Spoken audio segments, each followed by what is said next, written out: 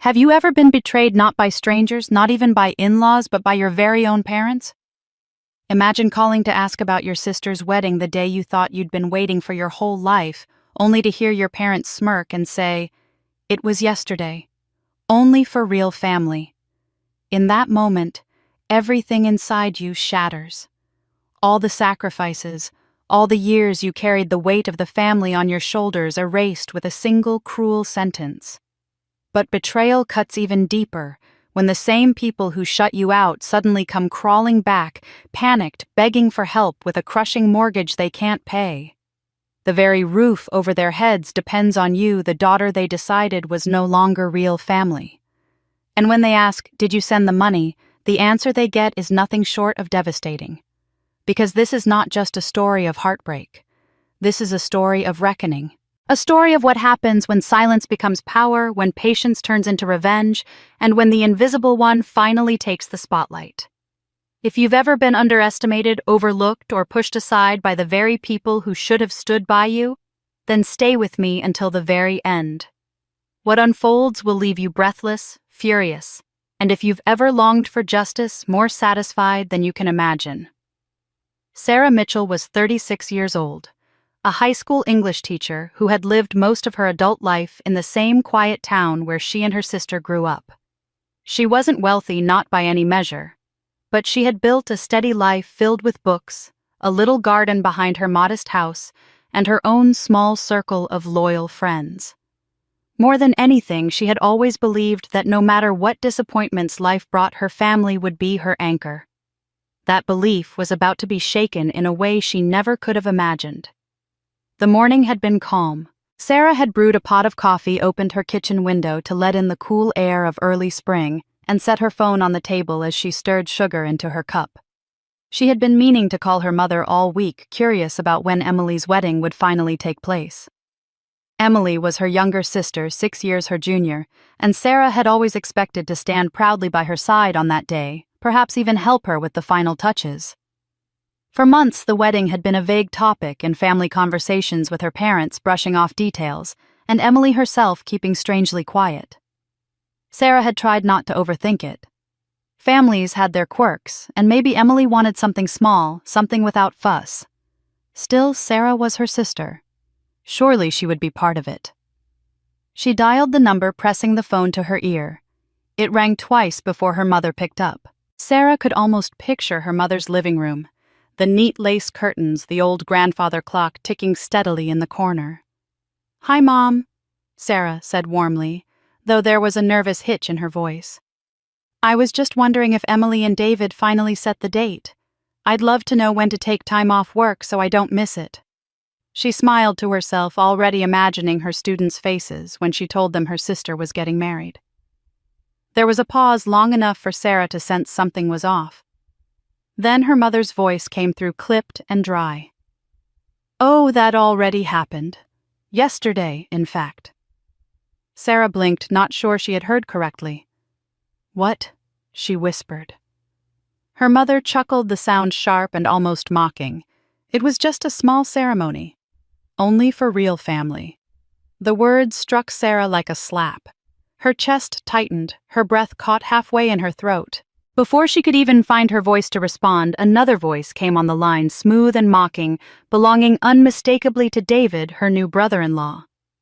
"We didn't think you needed to be there," he said with casual cruelty. "It was perfect just the way it was."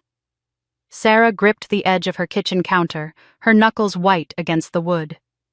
The silence that followed was louder than any scream.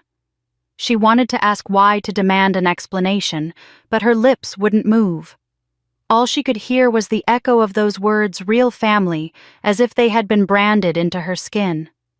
She could feel her heart pounding, each beat heavy with disbelief. She thought of the lavender dress hanging in her closet, carefully chosen months earlier just in case Emily asked her to stand as maid of honor. She thought of the small wrapped box under her bed, a gift she had prepared with care and excitement. All of it now meaningless, all of it erased with a smirk and a sentence. As her mother and David continued speaking faintly in the background, Sarah felt herself retreating inward, her mind spinning to memories that felt almost like another life. She remembered one December when Emily was still a teenager, and they had decorated the Christmas tree together in the living room. Sarah had strung the lights while Emily hung the ornaments, laughing as they argued about whether the star or the angel belonged on top. That night they had sat cross-legged on the floor eating sugar cookies and talking about the future. Emily had said she couldn't wait for Sarah to be at her wedding someday, that she wanted her sister right there to keep her calm when nerves took over. It had seemed like a promise. A sister's promise. Now that memory felt like a cruel trick. The laughter, the warmth, the bond, they had been replaced by silence, by exclusion, by betrayal. Sarah returned to the present moment, realizing her mother had already ended the call. The kitchen was quiet again, too quiet. The kind of quiet that felt like absence. She stood still, phone limp in her hand, staring out the window as if the familiar view of her backyard might ground her. But the world outside looked different. The trees swayed, the wind carried the smell of earth, yet everything seemed hollow. For years, Sarah had sacrificed for Emily. She had given her time, her money, her love, all without question. And this was how her family defined her place: invisible, unnecessary, not real. The betrayal wasn't just in the wedding she wasn't invited to. It was in the cruel casualness of their voices, the smirk she could practically hear through the phone. That night, Sarah lay awake in bed, her mind replaying the call again and again. Her mother's laugh, David's mocking tone, the memory of Emily's promise. It played in a loop until the words began to lose shape, but the pain remained sharp. She pressed a pillow against her chest as if to hold herself together. Her family had drawn a line, and she had been pushed to the other side. It was the beginning of something Sarah did not yet understand, a storm forming on the horizon. But even as her heart broke, a faint ember began to glow inside her. If she was not considered real family, then she would have to decide what family truly meant for herself. For now, though, she let the silence of the night swallow her tears, wondering how everything she believed about her family could vanish with a single smirk. The phone call still echoed in Sarah's ears long after the line had gone dead.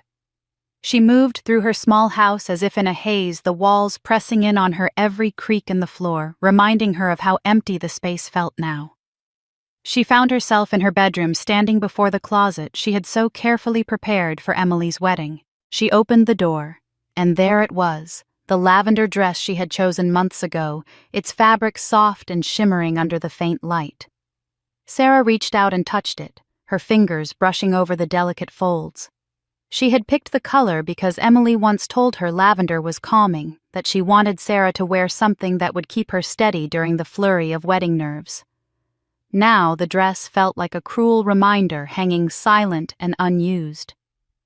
On the floor beneath the dress sat a pair of shoes, modest but elegant, with a sparkle that had caught Sarah's eye in the store. She remembered the clerk asking if she had a special event coming up, and Sarah smiling shyly, admitting her sister was getting married. The clerk had said she's lucky to have a sister who cares so much. At the time, Sarah had felt proud. Looking down at the shoes now, she felt something closer to shame, as if her hope had been naive, her love wasted. She slipped one shoe into her hand, weighing it as though it might still carry her to that ceremony if only she had been allowed. But of course it hadn't. Next to the shoes was a small box wrapped in silver paper, the edges folded neatly, the ribbon tied just right. Sarah bent down and lifted it into her lap. She sat on the edge of the bed and untied the ribbon slowly, almost reverently, as though unwrapping it might undo the betrayal. Inside lay the gift she had prepared, a leather-bound photo album carefully assembled over weeks. She had combed through old boxes in the attic, picked out snapshots of her and Emily growing up together, birthdays, beach trips, school dances, and small, ordinary afternoons that had seemed unimportant at the time but now felt precious.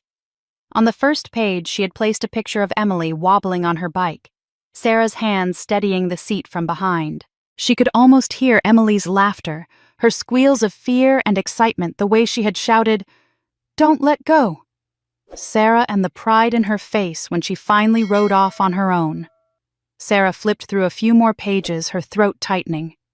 There was the picture of them in matching Easter dresses, another of Emily asleep with her head in Sarah's lap during a long road trip, Sarah's teenage smile looking protective and proud. Each image had been chosen not just to remember, but to remind Emily that she had never been alone, that Sarah had always been there, steady and dependable. But the album now felt heavy in her hands, not like a gift, but like evidence of devotion that no one else seemed to value, evidence of a bond that apparently had meant nothing. She closed it, gently placed the ribbon back over it, and set it aside. Her gaze returned to the mirror across the room.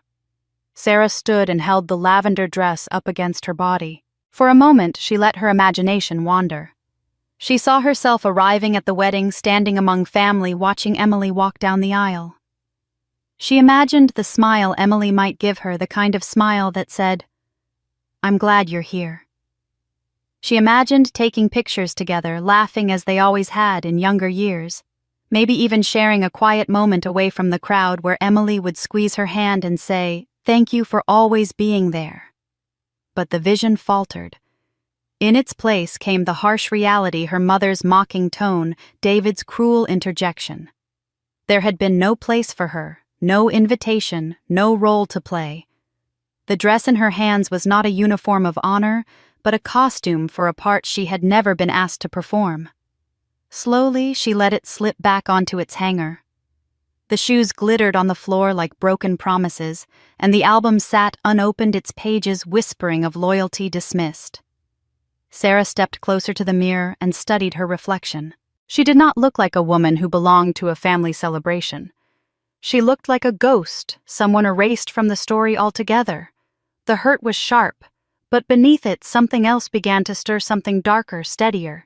If they could so easily erase her, what else had they taken?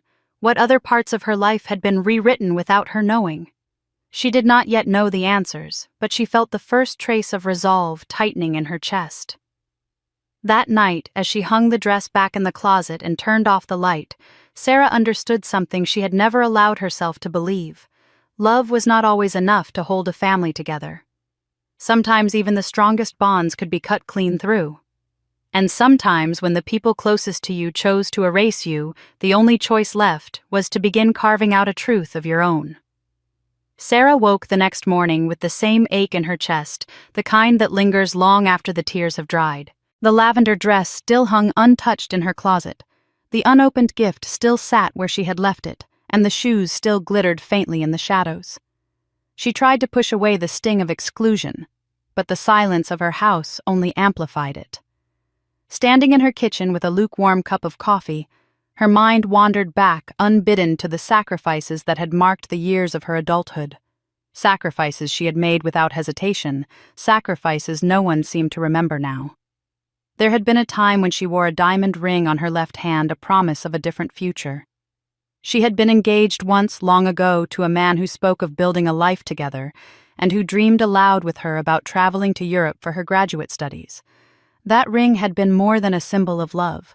It had been her ticket to the life she thought she wanted, one filled with books, learning, and a chance to see the world beyond the town she had always known. But when Emily's acceptance letter to a prestigious university had arrived with a tuition bill her parents could not cover, Sarah made a choice. Quietly, she went to the jeweler, slid the ring from her finger, and sold it. The money went straight to Emily's tuition. She never told Emily what she had given up, never mentioned to her fiancé why she suddenly postponed their wedding and abandoned her plans for graduate school abroad. All she said was, "Emily deserves this chance." That decision had changed the course of Sarah's life. Her engagement dissolved not long after. Her fiancé resented her secrecy and her constant prioritizing of her family.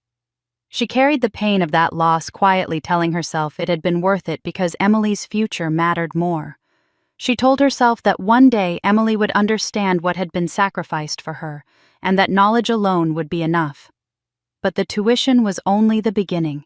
The years that followed were marked by endless shifts at the diner and then at the library, sometimes 2 jobs at once. Sarah often came home with aching feet and blistered hands, too tired to eat dinner, but determined to keep her promise to help her family through their financial struggles. When the mortgage fell behind, she pulled extra hours. When Emily wanted new book supplies, or even just a little spending money to fit in with her college friends, Sarah found a way. Vacations, new clothes, even small indulgences for herself. Those were luxuries Sarah denied, convincing herself that her role was to support, to protect, to give. There were times when she sat in her car outside work late at night, staring at her reflection in the windshield, asking herself if anyone even noticed. But the next morning she would rise again, put on her uniform, and go back to the grind. Because Emily was her little sister, and Sarah believed that was what love demanded. Now standing in her bedroom. Years later, the betrayal of the wedding exclusion still raw. Sarah opened her laptop to distract herself and found herself scrolling through photos from the event that had been shared online. Her eyes traced the details of the dress Emily wore, the flowers, the crowd. Then she froze, her breath catching in her throat. Emily lifted her hand in one of the pictures, her new husband David kissing her fingers, and there it was, a diamond ring gleaming on her sister's hand. Sarah's vision blurred for a moment, her heart pounding. She knew that ring. She had once worn it herself. Leaning closer, she studied the photograph again. The shape, the setting, the tiny scratch on the band, it was unmistakable. That was her engagement ring, the very one she had sold years ago to give Emily her chance at college. Somehow David had purchased it and presented it to Emily as though it were a symbol of his devotion, completely unaware, or perhaps uncaring of what it truly represented. The irony was so sharp, it felt like a knife twisting in her chest. A ring that had once signified Sarah's dreams and her sacrifice had now been recycled into a token of someone else's happiness, gifted to the very sister for whom she had given it up. And Emily wore it proudly, not with gratitude, but as if it had always belonged to her, as if it were part of the story she wanted to tell about her perfect new life. Sarah closed her laptop with trembling hands and pressed her palms against her eyes. The betrayal of being excluded from the wedding was crushing enough. But this, the sight of her sacrifice turned into Emily's trophy, was unbearable. It wasn't just that she had been forgotten. It was that the very things she had given up for her family had been erased, repurposed, and claimed by others as if they had never been hers. For the first time in years, Sarah allowed herself to feel anger instead of quiet resignation. She thought of the endless nights at work, the aching muscles, the years of postponing her own dreams, the love she had lost, and now the ring. Her ring sparkling on Emily's finger as though Sarah had never existed. Her sacrifices had been swallowed whole, her presence erased her story, rewritten. Yet beneath the anger, a new strength began to rise. If her family had chosen to forget, she would remember. If they had tried to erase her, she would carve her place back into the truth.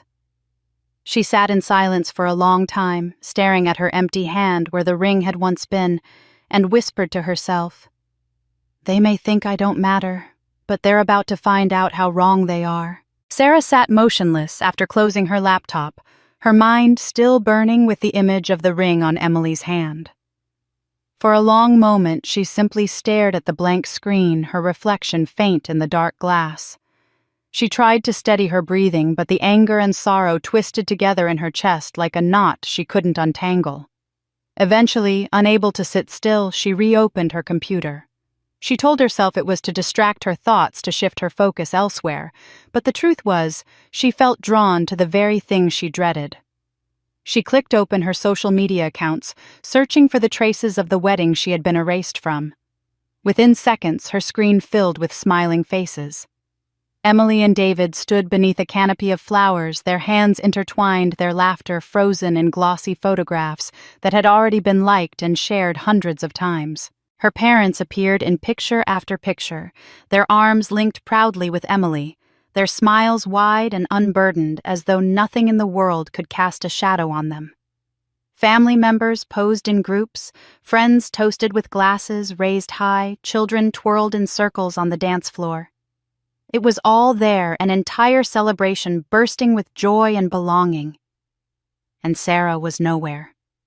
She scrolled further, her eyes stinging as each new photo made the absence louder. A family portrait taken on the church steps showed 3 generations gathered close together.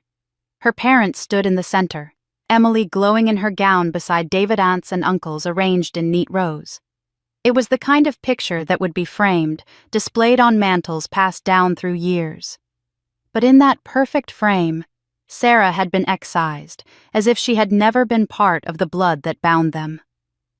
The more she looked, the more her sense of isolation deepened. Then she noticed a video shaky footage captured by a guest during the reception. She pressed play, though a part of her already knew it would wound her further. The camera panned across the decorated hall filled with chatter and clinking glasses, before settling on her mother standing with a microphone. Her mother's voice rang out clearly, proud and triumphant. "Today, all those who are truly family are here with us." She declared her words, followed by applause and laughter. Sarah froze, the words echoing louder than the applause. Truly family.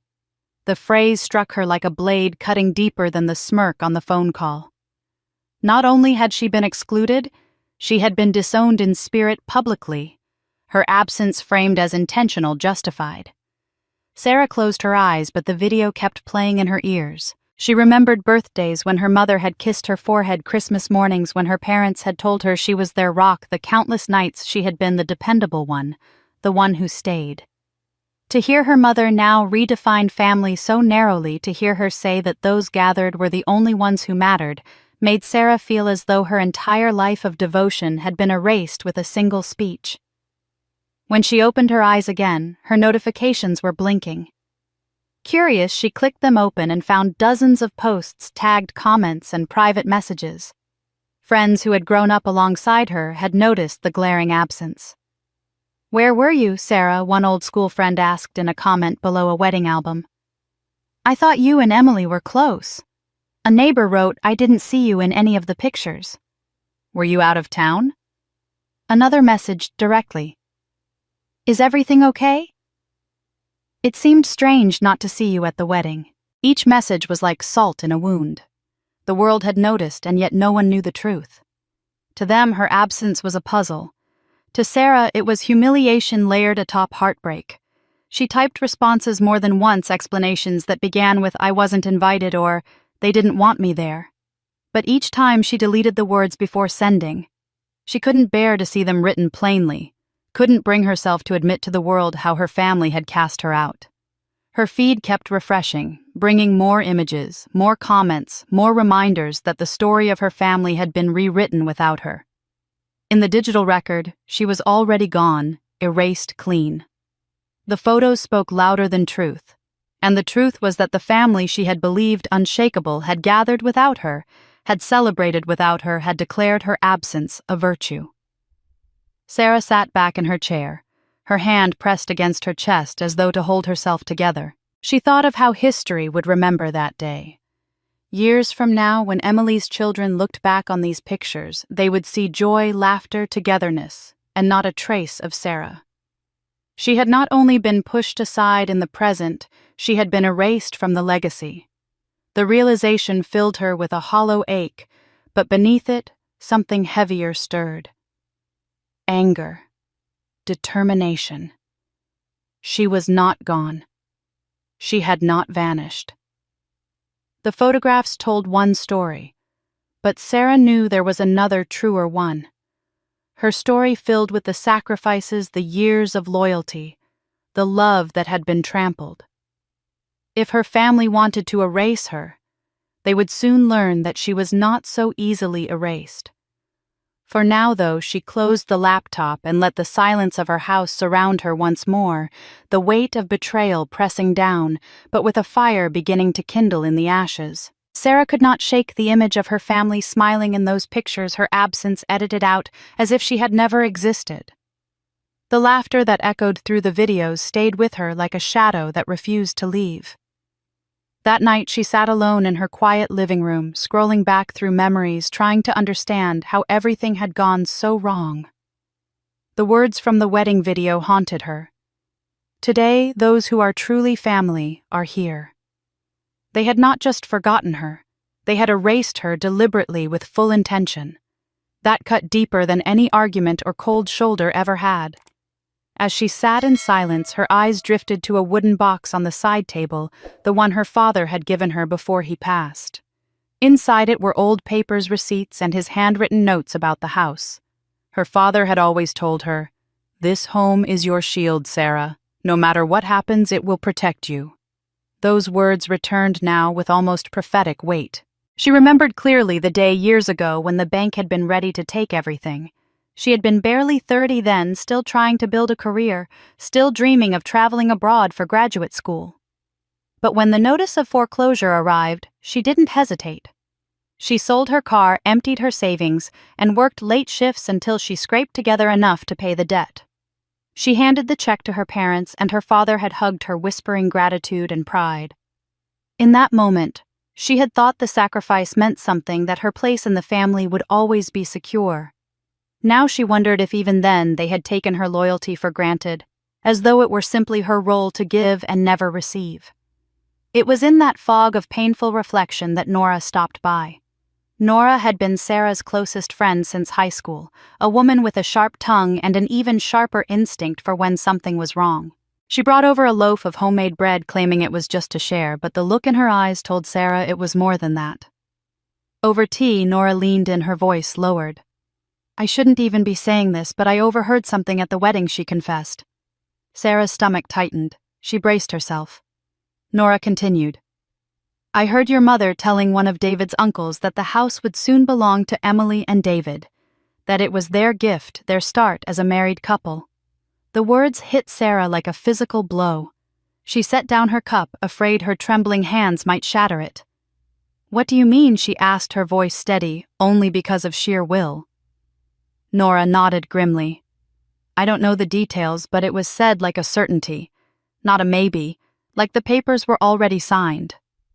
For a long moment, Sarah couldn't speak. Her mind raced back to the countless nights she had sacrificed her own well-being for that house, the countless times she had reassured herself that at least the home stood as proof of her love and loyalty. And now, if Nora was right, that proof had been handed over without her knowledge, as if her sacrifices were disposable, as if she were disposable. The betrayal cut deeper than any insult could. It wasn't just about the wedding anymore. It was about the very foundation of her life being stolen out from under her. She thought of her father's voice again, his assurance that the house would protect her. What if he had been wrong, or worse, what if his trust had been twisted by the people she had trusted most? The anger that rose inside her was not fiery but cold, the kind of fury that sharpens rather than blinds. She felt herself harden with a clarity she hadn't known before. The house had been her father's legacy, her sacrifice, and her promise. No amount of erasure could take that away without her fight. That night, she sat at her desk, spreading out old documents and bills, searching for any clue that could explain Nora's words. Her hands brushed over old tax returns, mortgage slips, and notes written in her father's careful script. Yet nothing explained how the house could have been promised to Emily and David. The uncertainty gnawed at her. By dawn, she knew what she had to do. Speculation and whispers were no longer enough. She needed answers, not guesses. She needed proof. She remembered the office downtown where property transfers were recorded, the very place her father had taken her once when he taught her about responsibility. She would go there herself, search the records, and see the truth with her own eyes. The decision steadied her. For the first time since the phone call about the wedding, she felt a sense of direction. She wasn't going to sit in silence, letting her family's betrayal consume her. She would uncover exactly what they had done, and once she had the truth, she would decide how to wield it. She stood by the window as the morning light poured into the room, her reflection faint in the glass. For years she had been the dependable one, the quiet giver, the woman her family assumed would never fight back. But this time the silence would not mean weakness. It would mean preparation. She whispered softly, as if speaking to her father across the years, "If this house was meant to protect me, it's time I protect it." The resolve took root in her like something permanent. She picked up her bag, placed the old receipt from the foreclosure payment inside, and slipped on her jacket. She would not be blindsided again. The whispers about the house had ignited a fire that no smirk, no cruel words, and no betrayal could extinguish. And as she stepped outside, the air felt different, sharper, as though the world itself knew she had crossed an invisible line. She was no longer the forgotten sister. She was the woman about to uncover exactly how far her family had gone to erase her. The decision to visit the county records office did not come lightly to Sarah. The revelation from Nora at the wedding reception about the house being promised as a gift to Emily and David had left her sleepless. She spent the night pacing her small living room, replaying her father's words in her head. "This house is your shield, Sarah. It will protect you." Those words had been a lifeline years earlier when she sacrificed her own savings to pay off the looming mortgage. To think that very shield could now have been stripped away behind her back was unbearable. By morning, her mind was set. She needed answers, and she needed them on paper, black and white, undeniable. The records office was housed in an old brick building downtown, the kind of place where dust settled into every corner, and the smell of aging paper clung to the air. Sarah walked in with her chin lifted, clutching her purse a little tighter than usual. The clerk, a young man in his 20s, barely looked up as he asked for her address. She slid the slip of paper across the counter with steady hands, though her heart pounded in her ears. He disappeared into the back, leaving her with the sterile hum of fluorescent lights and the creak of old ceiling fans overhead. When he returned, he carried a manila folder and a wary look. He handed it over without a word. Sarah opened it, and her eyes locked onto the document inside. There it was, the deed to her childhood home dated 6 months prior. The owner listed was Emily Anderson née Walker. Below the typed lines was a signature in black ink, her own name, Sarah Walker. Only it wasn't her handwriting. It was close, almost perfect, but the curves were wrong, the pressure inconsistent. Her breath caught. Someone had forged her signature, transferring ownership of the house she had saved, the house her father had promised was hers, into her sister's name. She felt the room tilt slightly, her knees weak beneath her. This isn't right, she muttered aloud, more to herself than to the clerk. He only shrugged, indifferent. But Sarah wasn't ready to let it go. She asked to see the notary who had signed off on the transfer. A few minutes later, a woman stepped out from the side office. Sarah recognized her instantly, Mrs. Carlyle, a longtime friend of her mother's, someone who had attended countless family barbecues and Christmas parties. That recognition sent a wave of nausea through Sarah. Her suspicion of betrayal suddenly carried a sharper edge. "Mrs. Carlyle," Sarah said, forcing her voice steady. "Can you explain this?" She held up the document, her finger stabbing the line where her signature was forged. The woman's eyes flickered with discomfort, and for the briefest second, guilt flashed across her face. Then she smoothed it over with a professional smile. "I don't recall the specifics, Sarah. I notarize many documents. If your signature is there, you must have signed." Her tone was clipped dismissive, but her eyes darted away too quickly, betraying her unease. Sarah leaned closer, her voice low but firm. "I never signed this. You know I didn't. How could you?" The question hung heavy in the air, and Mrs. Carlyle shifted on her feet, adjusting the papers in her hand. "I can't discuss private matters," she said finally, her tone cold. It was an evasion, and Sarah knew it. There was no mistaking now her mother's friend had played a role in this. The betrayal ran deeper than she imagined. She left the office with the folder clutched tight against her chest. The autumn wind whipped at her hair as she stepped out onto the street, but it wasn't the chill that made her shiver. She had the undeniable proof of forgery in her hands, but instead of relief, she felt a creeping unease. The way Mrs. Carlyle had looked at her, the deliberate vagueness of her words, it was all too coordinated. This wasn't a mistake or a misunderstanding, it was a plan, and Sarah had been the target. As she walked toward her car parked a block away, the feeling of being watched gnawed at her. The street was quiet, but she couldn't shake the sensation. A black sedan sat idling across the street, its windows tinted too dark to see inside. When she glanced over her shoulder, the hairs on the back of her neck prickled. The car rolled forward slowly, almost matching her pace.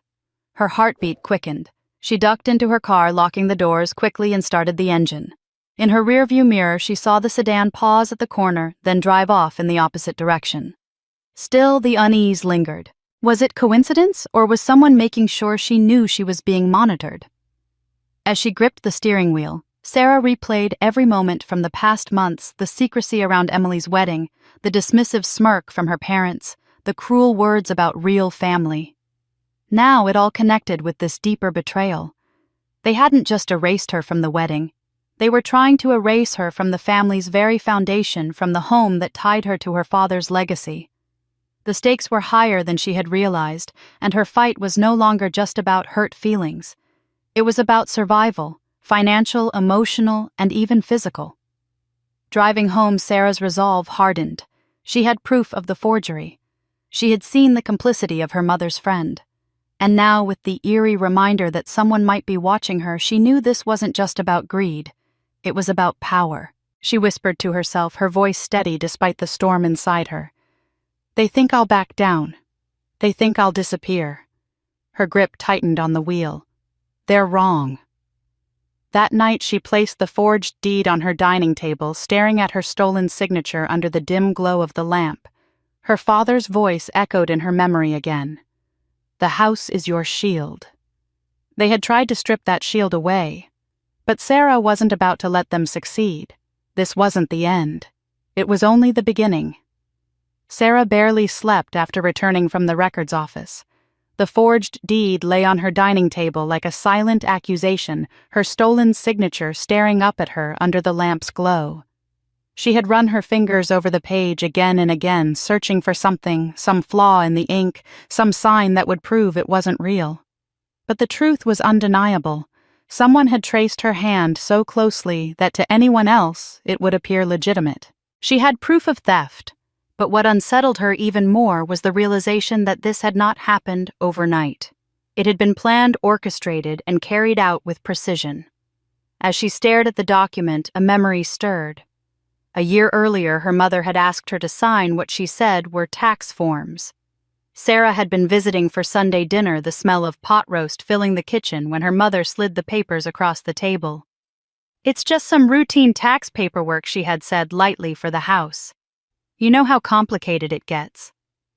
Sarah, tired after a long week of teaching and grading essays, hadn't thought twice.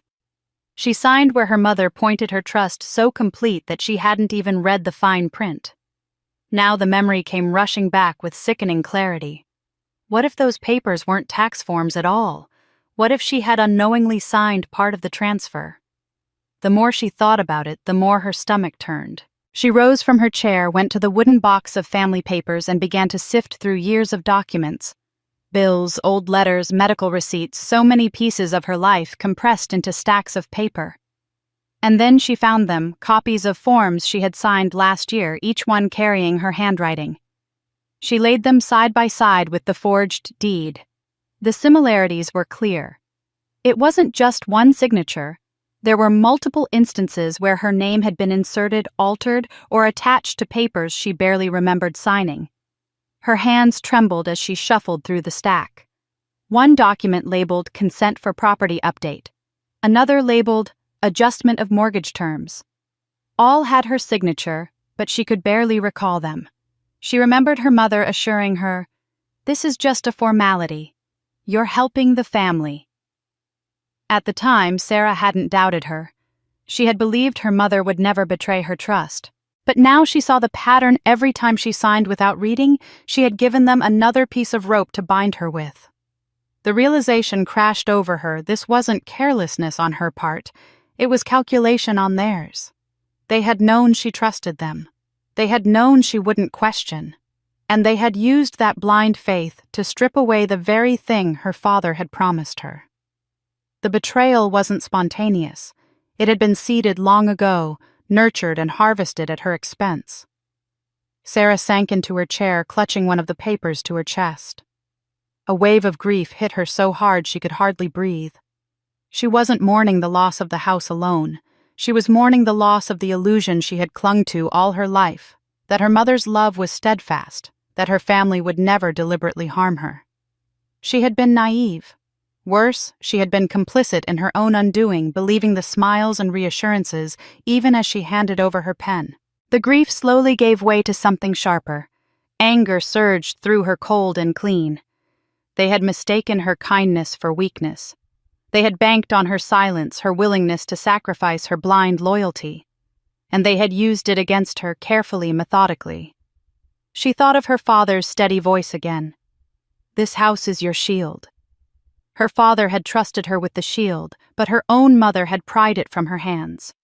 The depth of the betrayal left Sarah shaken, but it also lit a fire within her. She knew now that she could no longer take anything at face value.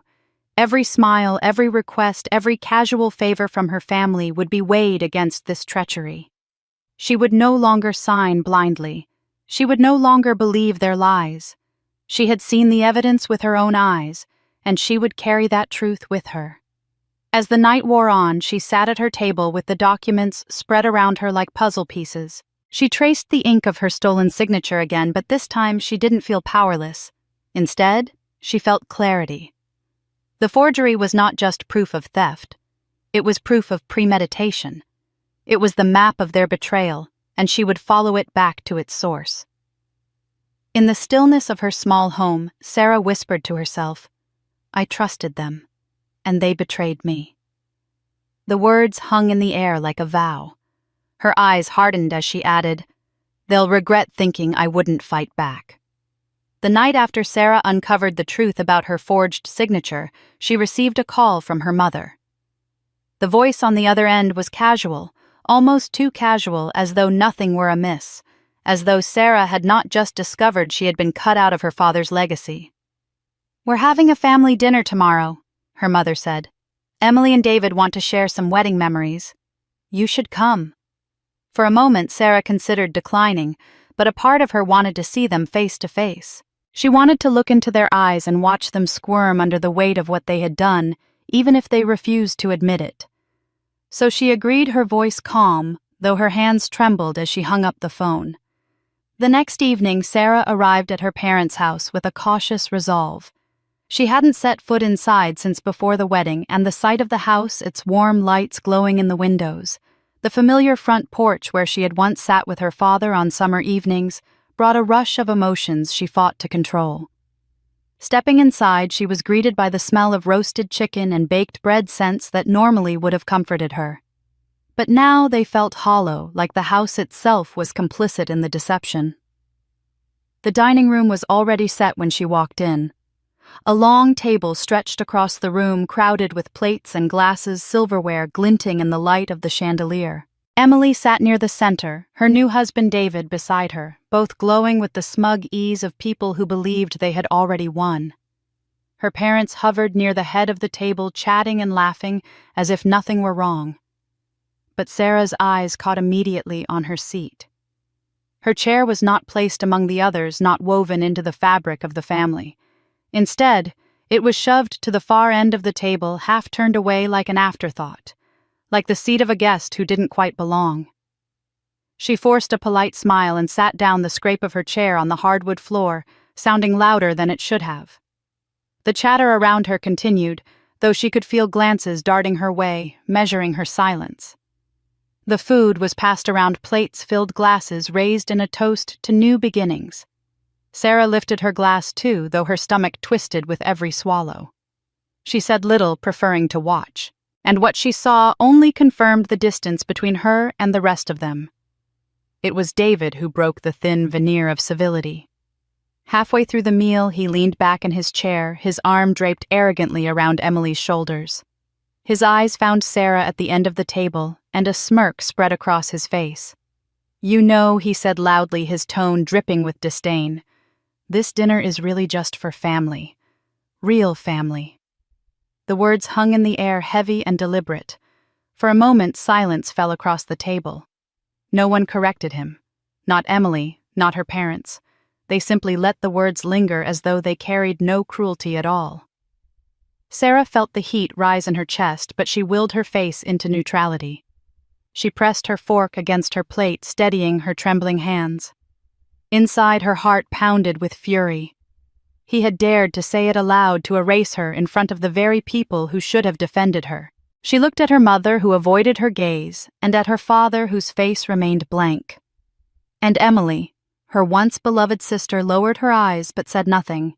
Their silence was an agreement. In that instant, Sarah understood with painful clarity that they had all chosen their side, and it wasn't hers. The rest of the meal blurred into background noise. Laughter rose and fell around her. Stories were told, toasts were made, but Sarah heard none of it. Her mind was a storm of memories and realizations, each one slicing deeper than the last. She thought of the hours she had worked to pay off their debts, the sacrifices she had made for Emily's future, the trust she had placed in her mother's hands, only to have it twisted against her. And now here she sat at the end of the table, erased from the story of her own family, mocked openly by the man who had stolen her sister's loyalty. Still, Sarah did not let her composure slip. She finished her meal, each bite a deliberate act of defiance. She met David's gaze, once holding it long enough to wipe the smirk from his face. She knew that exploding here, shouting or accusing, would only feed their narrative that she didn't belong, that she was unstable or bitter. No, she would not give them that satisfaction. She would bide her time. Her revenge would not come in a burst of anger, but in a measured strike, sharp and undeniable. When the plates were cleared and the family moved into the living room for coffee, Sarah excused herself. She walked out onto the porch, inhaling the cool night air. Her hands clenched at her sides, her jaw tight, but her mind was strangely calm. Tonight had shown her the truth in the clearest terms, yet she was not welcome here. They did not consider her one of them. But what they didn't realize was that their cruelty had only steeled her resolve. They thought she would fade, quietly disappear into the shadows. They thought her silence meant surrender. They were wrong. As she drove home, the image of her chair at the far end of the table replayed in her mind, stark and symbolic. They had placed her at the edge, hoping she would stay there. But Sarah knew now that she would never remain on the margins again. Her place had been stolen, her sacrifices disregarded, her very name forged into lies. She was done waiting for them to see her worth. She would show them on her terms in her time. And when she did, they would regret ever underestimating her. The ride home from the family dinner left Sarah seething, but it also left her more certain than ever that she could not simply let what had happened slide. She had sat at the edge of that table, eaten the meal in silence, and endured David's cruel words about who counted as real family. It had been humiliating, but she had controlled her reaction. What she hadn't expected was what came next, the words that would slice through her heart more cleanly than any knife. 2 days later, her mother called again. The tone was brisk, clipped, as though Sarah's presence at dinner had been nothing more than a formality. "Come by the house," her mother said. "Your sister wants to talk with you." Against her better judgment, Sarah went. She told herself it might be a chance to reclaim some piece of the relationship she once treasured. But as soon as she stepped into the living room, she knew better. Emily was seated on the couch, her arms crossed, her face set in a mask of smug determination. Their parents flanked her, silent, but clearly aligned with her. Sarah sat across from them, her palms damp against her knees, waiting for someone to speak. It was Emily who broke the silence. Her voice was sharper than Sarah had ever heard it. "You know why you don't belong at our table?" she asked. Sarah's breath caught, but she stayed quiet, letting Emily continue. "Because you've built your entire life clinging to Mom and Dad. You never had a family of your own. No husband, no children. You hide in their shadow, and now you're angry because it's my turn." The words landed with brutal precision. Sarah felt as though the air had been knocked from her lungs. It wasn't just an insult, it was a dismantling of her worth, her identity, her sacrifices. For years she had given everything she had to this family. She had chosen them over herself again and again, and now that very devotion was being weaponized against her. Her cheeks burned, but she forced herself not to look away. Before she could answer, her father cleared his throat. His voice was heavy, final. "Your sister has a point. You've done a lot, Sarah, but now it's time to think about Emily. She's starting her life, and we need to help her. You've had your time, now it's about giving back to your sister." Sarah blinked, stunned by the coldness in his tone. Her mother added softly, almost as if to soften the blow, but only twisting it further. "It's time to pay it forward, honey. Emily deserves the same chances you had. It's our way of repaying her for all her promise." Their words blurred together, a chorus of dismissal. "It's time to pay it forward. You've had your time. You never built a family of your own." Each phrase chipped away at her, each syllable underscoring the truth she could no longer deny. She was no longer part of them, not in the way she had always believed. They saw her sacrifices not as gifts, but as obligations, as if her entire life existed to serve her younger sister. Her years of hard work, of missed opportunities, of dreams deferred meant nothing. In their eyes, she had no value except as a resource to be drained and discarded. Something inside Sarah broke then, but it wasn't the kind of break that leaves you shattered. It was the kind that makes you stronger, harder, colder. She looked at Emily, really looked at her. The ring flashing on her finger, the smug tilt of her chin, the confidence of someone who thought she had already won. And she realized in that instant that the bond they once shared was dead. There would be no reconciliation, no return to laughter around the Christmas tree, no sisterly trust rebuilt. Emily had severed it herself with her words, and their parents had sealed it with theirs. Sarah rose slowly from her seat. Her voice, when it came, was calm, steadier than she felt inside. "You've made yourselves very clear," she said. "And I've heard every word." She let her eyes sweep across each of them. Her parents avoiding her gaze, Emily smirking faintly as if she had triumphed.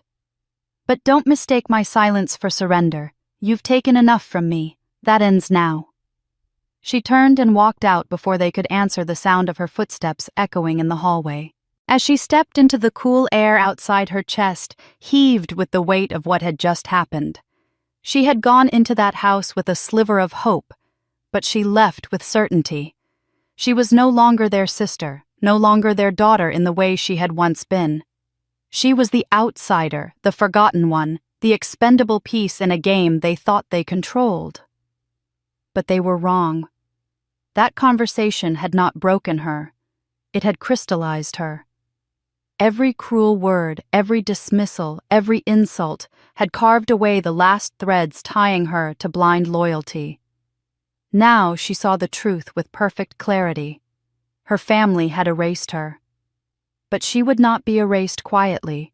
She would fight not just for the house, not just for her father's legacy, but for her own worth, her own story. Driving away, Sarah's grip on the steering wheel was tight, her jaw set. The sting of Emily's words still burned in her ears, but beneath that sting was resolve like steel. They thought she had no power because she had no husband, no children, no family of her own.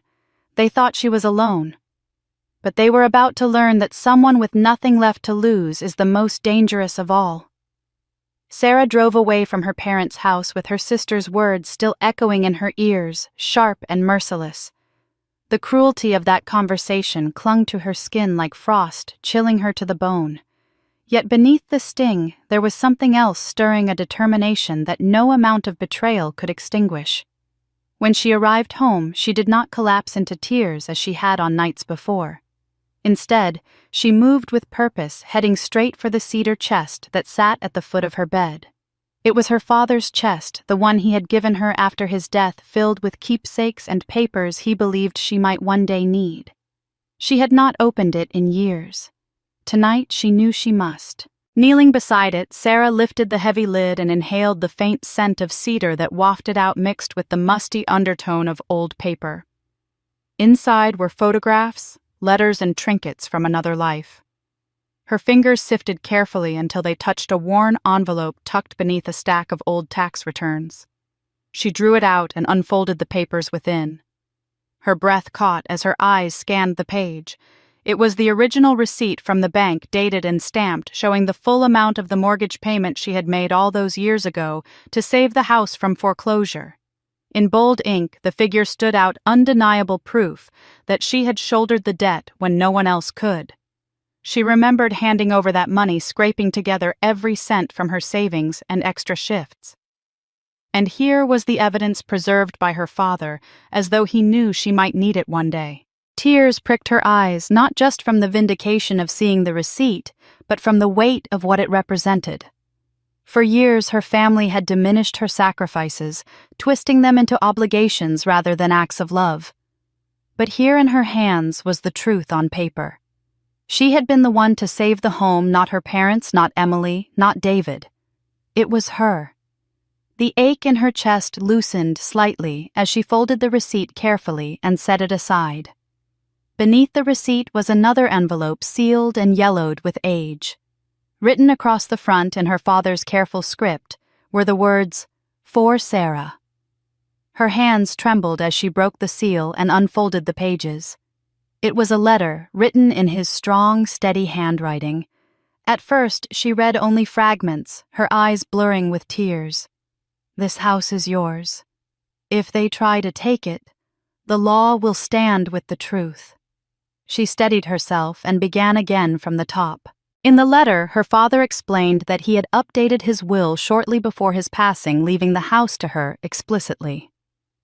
He wrote about his pride in her, his gratitude for her sacrifices, and his belief that she was the one who would honor the home's legacy. And at the bottom, in words underlined firmly, he had written, "If they ever try to force you, remember this: the law will always stand with the truth. And the truth is that this home belongs to you." Sarah pressed the letter to her chest, her tears flowing freely now. It wasn't just a legal document. It was her father's voice speaking to her across the years, affirming what she had begun to doubt, that she mattered, that her sacrifices were seen, that she was not alone in this fight. Her mind drifted back to a memory vivid and warm. She was a child again, standing in the backyard with her father on a spring afternoon. He had handed her a small shovel, his large hands guiding hers as they dug into the soil together. They planted a young rosebush, its fragile stems trembling in the breeze. "Take care of it," he had told her, "and it will bloom year after year, stronger each season." She remembered kneeling beside him, her hands dirty, her heart full, and the way he smiled at her with quiet pride. That rosebush still grew in the yard, blooming faithfully each spring, a living testament to his words. The memory wrapped around her like a blanket, but it also sharpened the contrast with what her family had become. Her father had taught her about nurture, about loyalty, about truth. And now the people who shared his blood had twisted those values into lies and betrayals. She felt the loss of him keenly in that moment, wishing he were there to stand beside her. But in his absence, he had still given her what she needed: proof, both legal and emotional, that she was not powerless. Sarah laid the letter and the receipt side by side on the table. Together they formed the cornerstone of her new resolve. She no longer had to rely on memory or moral argument. She had hard evidence, and she had her father's words as a guiding light. Whatever her family tried next, she would be ready. She closed the cedar chest with a firm hand, her movements steady now. The anger that had once consumed her had transformed into clarity. They had stolen her trust, mocked her loyalty, and tried to erase her place in the family. But they could not erase the truth, and they could not erase the bond she still felt with the man who had raised her with honor. She whispered into the quiet room, "I won't let them take this from me, Dad. Not now. Not ever." With the letter and receipt safely tucked away, Sarah felt the first flicker of something she had not felt in weak strength. The battle ahead would be hard, but for the first time she believed she could win. Sarah sat at her kitchen table long after the discovery of her father's letter, the fragile paper still resting in her lap, like a piece of him had returned to guide her. The proof that she had paid the mortgage and the handwritten will, declaring her as the rightful heir to the family home, were both solid, tangible facts. Yet she knew paper alone was not enough. If her family had gone so far as to forge signatures and manipulate legal channels, then she would need more than her own determination to fight back. She needed someone who understood the weight of documents, the cunning of fraud, and the quiet power of the law. That thought led her unshakably to one man, Harris Coleman, her father's longtime attorney and friend. The next morning, Sarah drove across town to the old brick office where she remembered sitting as a teenager while her father finalized estate papers after her grandmother passed. The building looked almost the same, shutters freshly painted, the brass nameplate polished, but otherwise unchanged. She parked, smoothed her skirt with trembling hands, and stepped inside. The air smelled faintly of leather and paper, just as she remembered. Harris's secretary looked up from behind the reception desk, recognition flickering across her face. Sarah Mitchell. My goodness, it's been years. Sarah nodded, her voice quiet but firm. I need to see Harris. It's about my father. Moments later, Harris appeared in the doorway of his office. He was older now, his hair silver and his shoulders slightly rounded, but his eyes still carried that steady, piercing calm Sarah remembered. Sarah, he said warmly, gesturing her in. I was wondering when I'd see you again. She followed him into the office, the walls lined with books, the smell of polished wood heavy in the air. For a moment she felt like a child again, safe in her father's world. But that safety was gone now. She laid the letter and the mortgage receipt on his desk and told him everything. Her exclusion from Emily's wedding, the cruel words about real family, the forged deed, the sense of being stalked after leaving the records office. Harris listened without interruption, his finger-steepled eyes narrowing only once when she described the notary being a friend of her mother's. When she finished, her throat tight with anger, he leaned back in his chair and exhaled slowly. Sarah, I'll tell you this plain, forging a signature to transfer property is not only immoral, it's a felony. Whoever orchestrated this knew they were gambling with the law, and they must have assumed you'd never push back. He tapped the will her father had written. But this changes everything. This is intent. And intent matters in court. Sarah swallowed, a mixture of relief and dread coursing through her. She asked, almost whispering, Do you really think I can fight them? They've already closed ranks. It's me against all of them. Harris leaned forward, his voice low and steady. Your father used to say you were the most determined of his children. He told me once, after you'd dropped everything to pay Emily's tuition, that he worried you'd always give until there was nothing left of yourself. But he also said if the day ever came when you stood up, you wouldn't back down. Sarah, your father trusted you. He built these protections for you. He saw what you couldn't. Her chest tightened at those words. To hear her father's faith in her passed along through Harris was both painful and empowering. It was as if her father were still guiding her from beyond, insisting she had the strength to carry on this battle. Harris reached for a legal pad, his tone shifting from personal to professional. Here's what we need to do.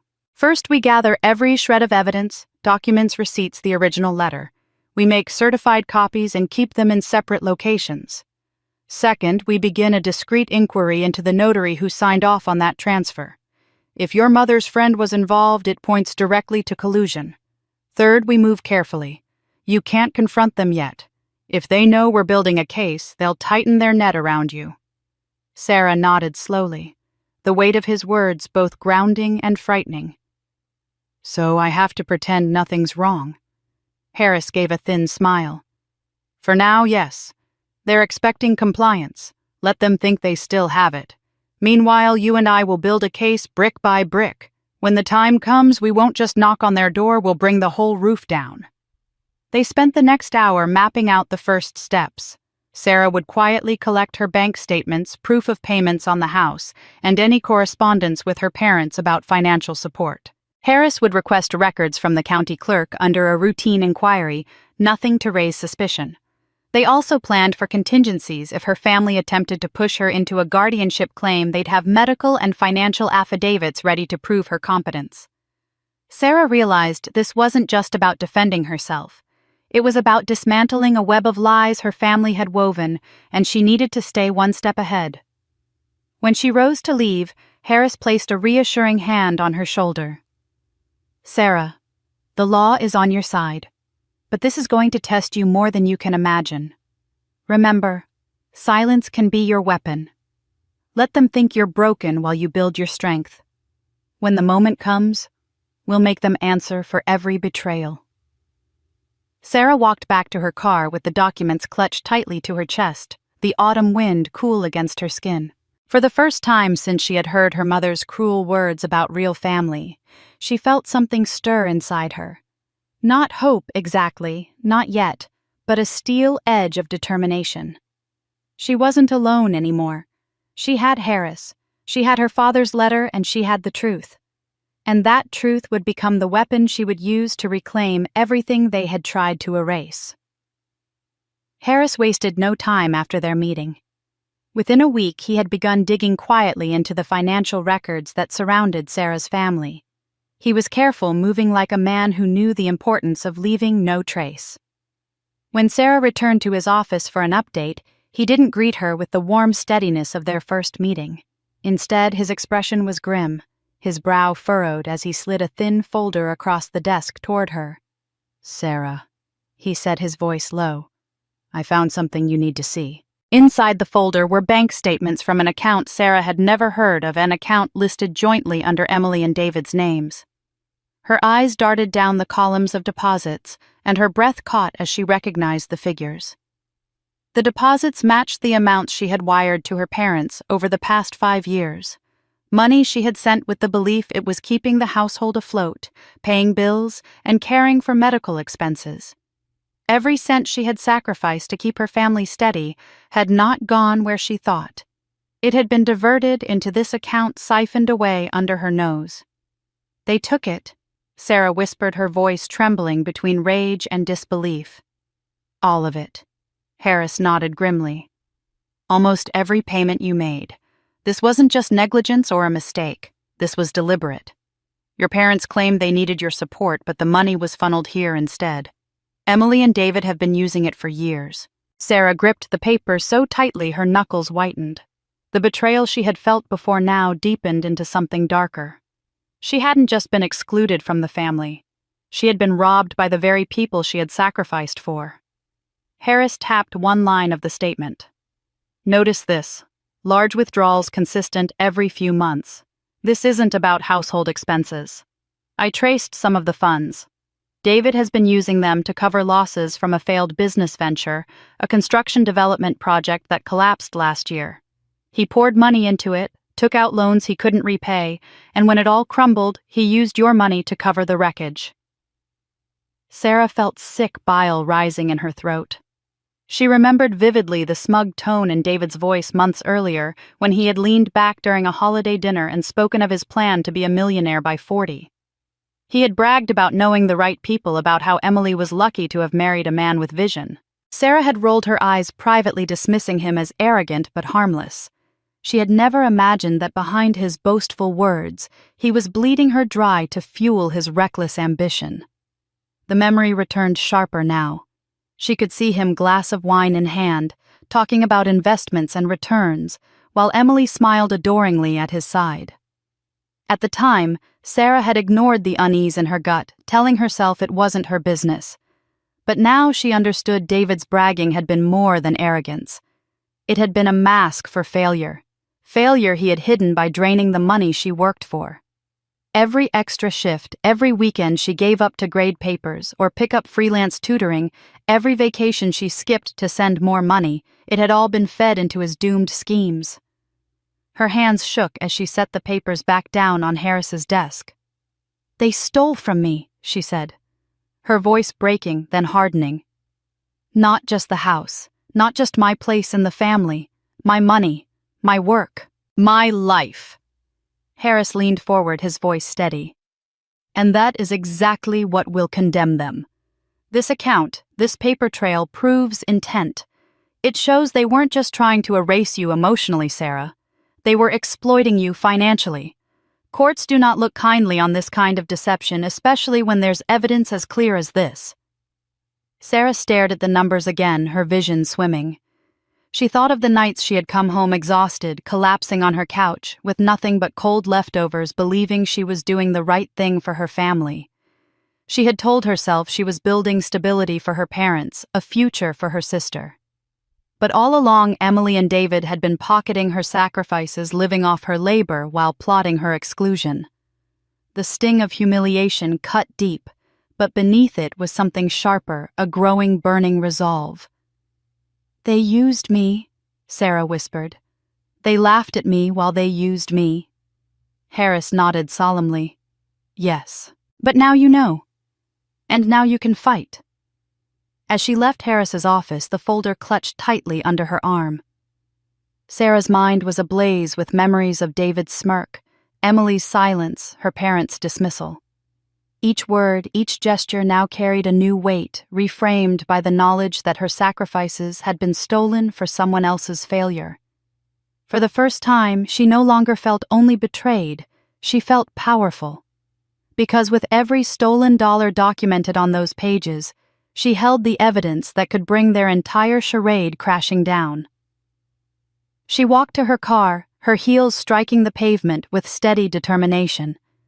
The discovery of the secret account had gutted her, but it had also given her something she had been missing: a weapon. They thought they had erased her, reduced her to a forgotten sister with no voice. But she had the truth now signed and sealed in the very documents they had thought would remain hidden, and with Harris by her side, she would make sure that truth destroyed them. Sarah left Harris's office with the weight of the paper trail still pressing on her chest. The evidence of the stolen money had shaken her, but it also gave her a sharper sense of focus. Her family's betrayal wasn't confined to stolen signatures or siphoned bank accounts. It was deeper, darker, and more deliberate. Harris had urged patience, reminding her that each piece of evidence was another brick in the wall she was building against them. But as Sarah sat alone in her car that evening, staring at the empty road, her thoughts kept circling back to her father. The way he had always trusted her, the way he had left her clues to protect herself, and the nagging sense that there was still something more, something she had yet to uncover. That intuition gnawed at her until the opportunity presented itself. Her mother had called almost casually, asking Sarah to stop by to pick up a few things from the house. It was framed as an olive branch, but Sarah had long since stopped believing in her mother's gestures of peace. Still, she agreed, telling herself it might be another chance to observe, to listen, to catch something they didn't mean for her to hear. This time she went prepared. In her purse she carried a small digital recorder, the kind Harris had suggested she keep on her at all times. The house felt colder than she remembered, though the autumn sun still shone through the curtains. Her mother and Emily were in the kitchen, their voices hushed but urgent, as Sarah lingered in the hallway. They hadn't noticed her yet. She slipped the recorder from her purse, pressed the button, and set it quietly on a shelf behind a vase. Then she walked into the room, making her presence known. "I'm here," she said simply. Her mother nodded, offered a strained smile, and gestured toward a box on the counter. "Your father's old books. Take them if you want." Sarah picked up the box and made small talk, but her attention was elsewhere, on the tension in her mother's voice, the way Emily's eyes darted nervously, as if something unspoken hung between them. When Sarah left the house later that afternoon, the box of books in her arms, she felt unsettled. It wasn't until she reached her car that she retrieved the recorder from her purse and replayed the conversation that had continued after she walked out of the kitchen. The voices came through faintly at first, then clearer as the recorder adjusted. Emily's voice, sharp and anxious, cut through. What if she finds out about that night? What if Sarah learns the truth about when Dad died? Sarah froze, her pulse hammering in her ears. She turned up the volume, her breath shallow. Her mother's voice followed, calm but firm, dripping with the same dismissive tone Sarah had come to know too well. "She won't. She never will. She doesn't have the courage to fight us. She never has." Emily's tone wavered. But what if she does? What if she asks questions about why we waited, about the will? The pause was long. Then her mother's voice returned, colder now. "Sarah won't ask. She'll swallow it like she always has. She'll never dare to stand against us." Sarah sat motionless, the recorder pressed to her ear, her body trembling as the words sank in. Waited. The will. The night her father died. Memories surged unbidden, her father collapsing in the living room, her mother's frantic voice on the phone, Emily crying in the corner. At the time, Sarah had accepted everything at face value. The doctors had said it was too late, that his heart had given out before help could arrive. But now, with these words echoing in her ears, doubt slithered in like ice. Had they delayed calling for help? Had they chosen to let him go, knowing his will favored Sarah? The possibility was unthinkable, yet the recording left little room for innocence. There was something they were hiding, and it was tied directly to her father's final night and the legal documents he left behind. Sarah's stomach churned as she replayed the clip again and again, each word carving deeper into her heart. Emily's fear, her mother's cold reassurance, the sinister suggestion that they had controlled more than she realized. She leaned back in her seat, staring out the windshield as the autumn leaves swirled down from the trees. The betrayal she had uncovered so far, the forged deed, the stolen money, was devastating enough. But this was different. This wasn't just about greed or property. This was about her father's death, about whether he had been denied the chance to fight for his life because his survival would have protected Sarah's place in the family. The thought made her shudder, but it also lit a fire in her that burned hotter than anything before. If her family had stolen not only her inheritance but also her father's final moments, then their cruelty was far darker than she had ever imagined, and she would not rest until she knew the truth.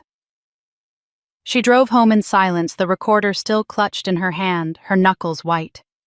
The evidence she had now wasn't just about fraud. It hinted at something far more sinister, something that could unravel the very image her family presented to the world. As she parked in front of her house, she whispered into the empty car, her voice raw but steady. "If they think I won't fight, they don't know me at all." Sarah slipped the recorder into the same folder that now held the mortgage receipt, the will, and the bank records. Each piece of evidence was a weapon, but this recording felt like a bomb waiting to detonate. The truth about her father's death was buried, but she had heard the first cracks in the foundation. And she would dig until the whole house of lies collapsed. Sarah barely slept the night she listened to the secret recording over and over again. Emily's nervous voice, her mother's chilling response, the implication that something about her father's death had been manipulated, it all circled in her mind like a storm.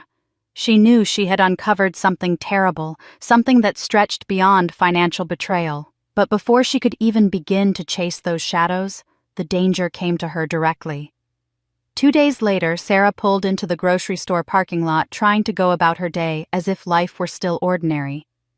The autumn air was crisp, her cart rattled over the uneven asphalt, and she tried to push the weight of the recording to the back of her mind. But as she reached her car, a figure stepped out from behind a nearby SUV. David. His smile wasn't warm or polite. It was sharp, the kind of smile that warned of trouble. "Sarah," he drawled, leaning casually against her car as though he had every right to be there. "We need to talk." She stiffened but kept her voice even. "I don't think we do." He leaned closer, lowering his tone. "Actually, we do. You've been asking questions, poking around where you don't belong. And that's going to stop." Sarah unlocked her car, trying to keep her movements calm, but he blocked the door with one hand. His face was only inches from hers, now his breath laced with arrogance.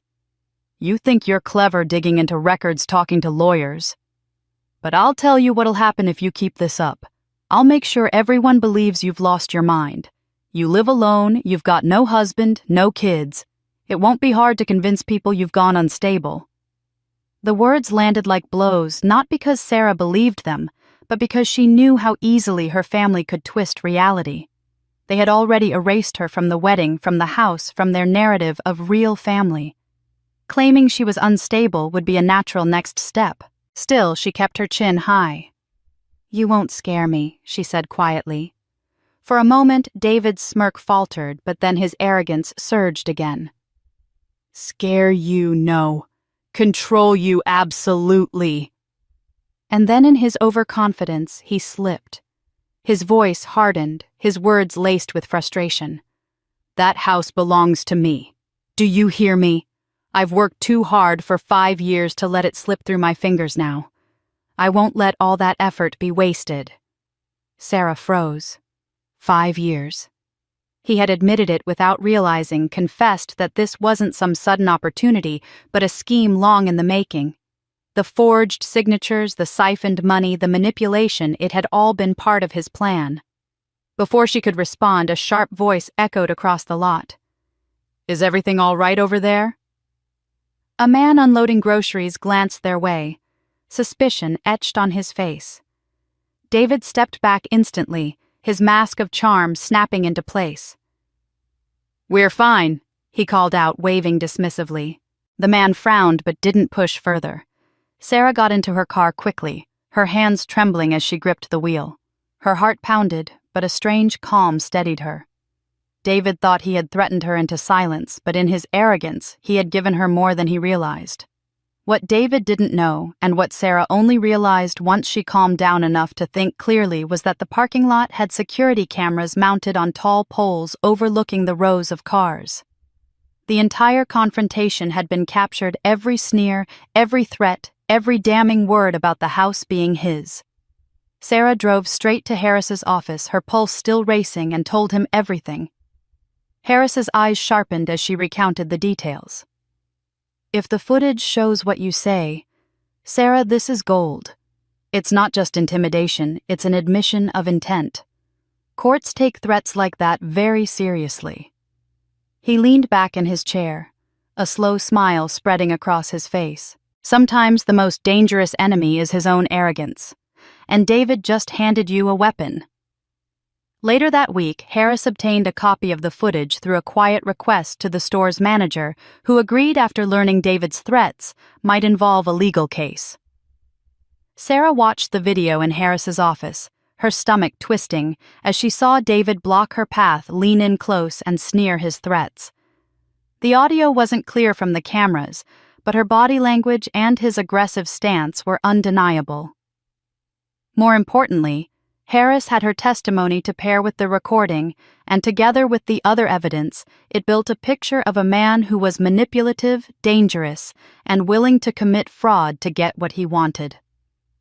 Sarah sat back in the chair, the weight of the moment settling over her. She was shaken, yes, but not broken. Every attempt to silence her was backfiring. Every cruel word, every arrogant slip was tightening the noose around her family's lies. They thought fear would keep her in place, but it was only pushing her forward. She whispered almost to herself. "They don't know who they're dealing with." Harris heard her and nodded. "No, they don't, but they're about to find out." Sarah was still replaying the parking lot confrontation in her mind when the phone rang late one evening. She almost ignored it, assuming it would be another anonymous call meant to unsettle her, but the caller ID showed Nora's name. Sarah answered quickly, relief rushing through her at the sound of her best friend's voice. Yet Nora's tone was nothing like her usual sharp-edged humor. It was hushed, urgent, almost frightened. "Sarah, I need to see you. Now. It's about your family." They met at a quiet diner on the outskirts of town, the kind of place where conversations were drowned out by the hum of coffee machines and the clatter of dishes. Nora slid into the booth opposite Sarah, her eyes darting around as though to make sure they weren't being overheard. "I wasn't going to tell you," she began, her voice low. "I thought maybe it was just talk. But after everything that's happened, you need to know." Sarah leaned in, her stomach tightening. "What is it?" Nora took a deep breath. "I overheard David at the club. He was talking to a lawyer, his lawyer, not Harris. He said they're preparing to file for guardianship over you. Sarah, do you understand what that means? They're going to claim you're unstable, that you can't manage your own finances. If they succeed, they'll have control over everything you own, including the house." For a moment, Sarah couldn't breathe. The room spun, the smell of greasy fries and burnt coffee suddenly overwhelming. Guardianship. It wasn't just about erasing her from family dinners or stealing her inheritance. It was about stripping her of her independence, her very identity. If David and her family succeeded, she would be reduced to a dependent, her life legally bound to the people who had betrayed her most. She forced her voice to steady. They really think they can do that? That anyone would believe them? Nora reached across the table, squeezing Sarah's hand. They're counting on it. You live alone, Sarah. You've given them ammunition without even realizing it. They'll paint you as lonely, overworked, fragile. They'll twist every sacrifice you've made into evidence against you. And David, he's convinced the narrative is already in his favor. He said, and I quote, "She won't even see it coming." The words cut through Sarah like ice. Suddenly, the veiled threats, the smirks, the constant dismissal all made sense. They weren't just trying to take her house, they were trying to take her life apart piece by piece until she no longer had a voice. But instead of despair, something else surged within her. Anger, yes, but also clarity. They thought she was weak, too naive to recognize the trap closing in around her. They thought she would crumble under their pressure. But they had underestimated her resolve. "Then I'll see it coming," Sarah said firmly. "And I'll be ready." The next morning she sat across from Harris once again, sliding into the leather chair in his office, as she relayed everything Nora had told her. Harris listened, his jaw tightening, his eyes dark with concern. When she finished, he leaned back, fingers drumming on the desk. "Guardianship," he muttered. "It's a dirty play, but not uncommon when families want control of assets. They'll claim you're emotionally unstable, financially irresponsible, maybe even mentally unfit. But they'll need evidence, and if they fabricate it, we'll catch them." Sarah nodded, her heart pounding. "So, what do we do?" Harris opened a new file, his movements crisp, efficient. "We build a wall so high they can't scale it. We'll collect affidavits from colleagues about your reliability, proof of your steady employment, bank records showing your financial stability. Every piece of paper will shout the same truth: you're competent, capable, and in control." He paused, his gaze locking on hers. "And if they dare fabricate evidence, we'll be waiting to expose it." Together they spent hours preparing. Sarah gathered letters from her co-workers at the school, testimonies about her dedication and competence. She printed bank statements that showed her careful budgeting, proof of a woman who lived within her means and carried no debt aside from the mortgage she had already paid off. Harris drafted legal counters to every possible angle David's lawyer might attempt. Slowly, Sarah began to see the shape of her defense forming, strong and undeniable. Yet beneath the strategy, her emotions simmered. The betrayal was no longer abstract. It wasn't about what had happened months ago. It was about what was coming, what her own blood was preparing to do to her. The thought of her mother standing in court and declaring her unfit made her stomach twist, but it also hardened her resolve. If they wanted a war, she would give them one. Late that night, after leaving Harris's office with a thick folder of documents under her arm, Sarah stood outside under the streetlight, breathing in the cool air. She thought of her father again, of the way he had always reminded her that the truth would outlast lies. She imagined him standing beside her, proud, steady, unafraid. "They want to erase me," she whispered to the empty street. "But I won't let them." With Nora's warning echoing in her ears and Harris's strategy at her back, Sarah felt ready for the next battle. The guardianship plan was their boldest strike yet, but it had also revealed their desperation. They were running out of subtle ways to silence her. Now the fight would be open, brutal, and public, and Sarah was ready to make sure they lost. Sarah left Harris's office with a folder heavy in her arms and a heart even heavier in her chest. The knowledge that her family was preparing to strip her of legal control over her life had rattled her deeply, but it also sharpened her awareness that there was more to uncover. The secret recording of her mother and Emily still replayed in her head, the words about that night gnawing at her. She had brushed the thought aside before convincing herself she had misinterpreted their meaning, but Nora's warning about guardianship had changed everything. They were willing to destroy her entirely. If they could go that far, what else might they have done?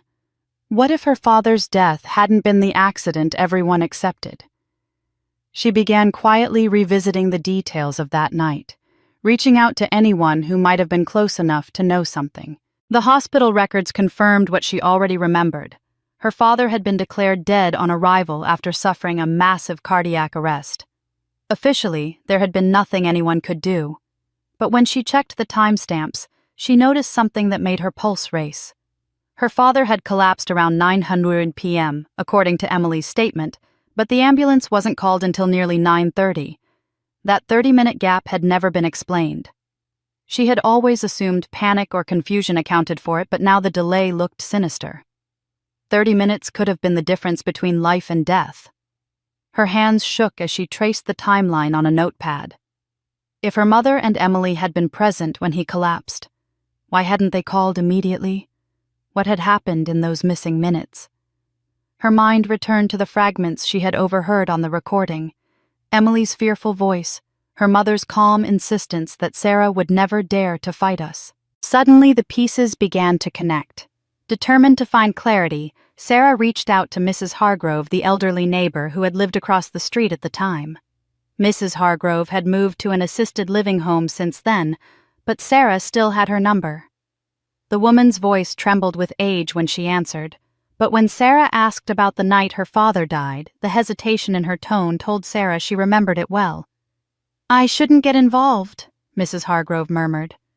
"Your family was always complicated." "Please," Sarah urged, her throat tight. "I need to know the truth. Whatever you heard that night, it could matter more than you realize." There was a pause, and then the old woman sighed. "I was sitting on my porch. I heard shouting through your windows. Your father's voice strong at first, but then weaker.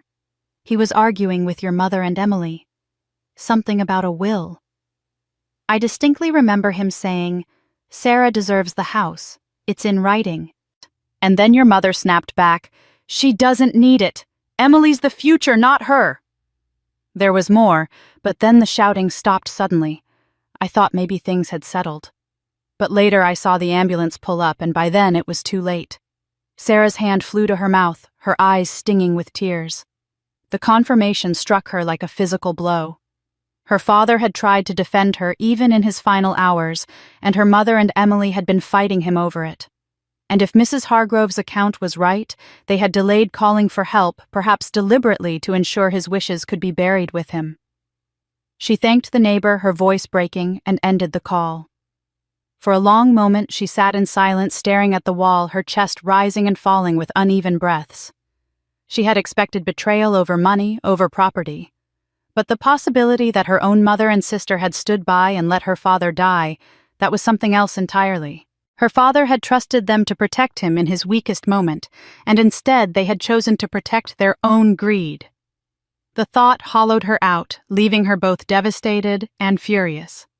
It wasn't only her legacy they had stolen, it was his life. And it wasn't just betrayal anymore. It was cruelty of the darkest kind. She opened her father's letter again, reading the words he had left her.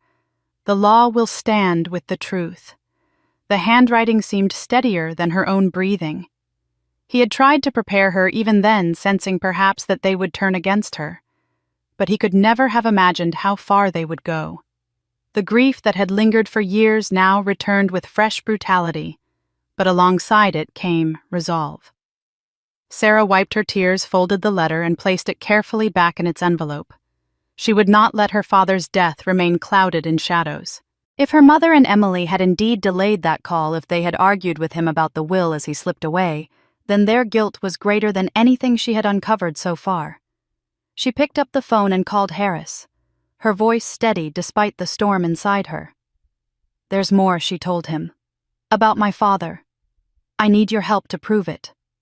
When she hung up, Sarah stood by the window staring out at the dark street.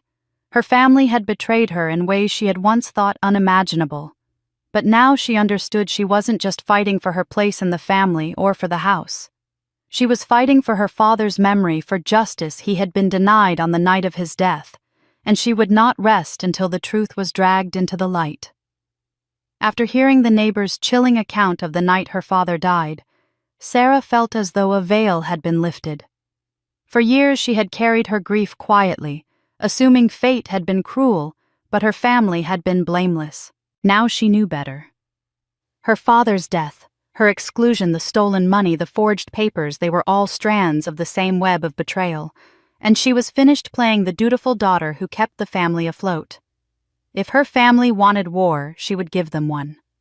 Her first move would be as sharp and final as cutting a cord. She would stop the money. For years, she had sent checks every month, transfers to her parents' account, sometimes even slipping them cash when they called in a panic about overdue bills or repairs. She had told herself it was her duty, that family meant sacrifice. But looking back, those payments had been her chains. They had bound her to a family that despised her, a family who used her contributions as though they were entitled to them. Now armed with the truth, Sarah cut those chains. At the beginning of the month, she simply didn't make the transfer. For the first time in years, she kept her paycheck for herself. The silence that followed was deafening. It didn't take long for the consequences to show. 2 weeks later, the phone rang in the middle of the night. Sarah recognized the number immediately. It was her parents' house. She let it ring once, twice before finally answering. On the other end, her mother's voice was unusually sweet, dripping with forced contrition. "Sarah, honey, we've been thinking, maybe we were too harsh. You know how family arguments can get. We didn't mean half the things we said." Sarah sat in silence, the corner of her mouth curling upward into a cold smile. She had been waiting for this moment. Her mother's voice grew more urgent. "The truth is, your father's mortgage came due, and with all the expenses from the wedding, we're a little behind. Could you help us out just this once?" Before Sarah could respond, her father's old words echoed in her memory. "The law will stand with the truth." She thought of the will, the forged signatures, the stolen funds, the 30-minute delay that might have cost him his life. Her mother's pleas now sounded hollow, the words of someone desperate to patch over the cracks of greed with feigned affection. When Sarah finally spoke, her voice was calm, almost casual, but edged with steel. "Oh, I thought I wasn't part of this family." The silence on the line was palpable, as though her words had sucked the air out of the room on the other end. Then came her mother's sputtering, scrambling to recover. "Sarah, don't be ridiculous. Of course you're family. We were just emotional. Things got out of hand." But Sarah was not moved. "No, you made it clear. The wedding was only for real family. The house, the money, the guardianship, those were for Emily and David. You erased me. And now suddenly you need me again." She paused, letting the weight of her words sink in before delivering the final blow. "I thought you knew I'm done paying for people who betrayed me." Her mother stammered, trying to mask panic with indignation. But Sarah could hear the edge of fear creeping into her tone. "If you don't help us, Sarah, we could lose the house." Sarah's voice sharpened. "The house is mine. Dad made sure of it. And you'll answer for every lie, every forged signature, every delay the night he died. You should be very careful what you say from now on, because this time I'm listening." She ended the call before her mother could reply, her hand steady as she set the phone down. For the first time, she felt a surge of power where once there had only been exhaustion. She didn't need their approval, their acceptance, or their manipulative gratitude. She had her own strength, her own evidence, and now her own resolve. In the days that followed, the calls multiplied. Sometimes it was her mother, sometimes her father, and even once Emily, their voices ranging from pleading to furious. They tried every tactic, reminders of childhood memories, guilt about keeping the family together, even thinly veiled threats that she would regret her stubbornness. But Sarah didn't waver. Every call went unanswered, every voicemail deleted, after she listened to the desperation in their voices. What they didn't know was that each plea confirmed what she already understood. Without her money, they were crumbling. The mortgage payments were falling behind the bills piling up. Their carefully constructed illusion of control was slipping, and they were powerless to stop it. For years, Sarah had been the quiet foundation they stood on, and they hadn't even realized.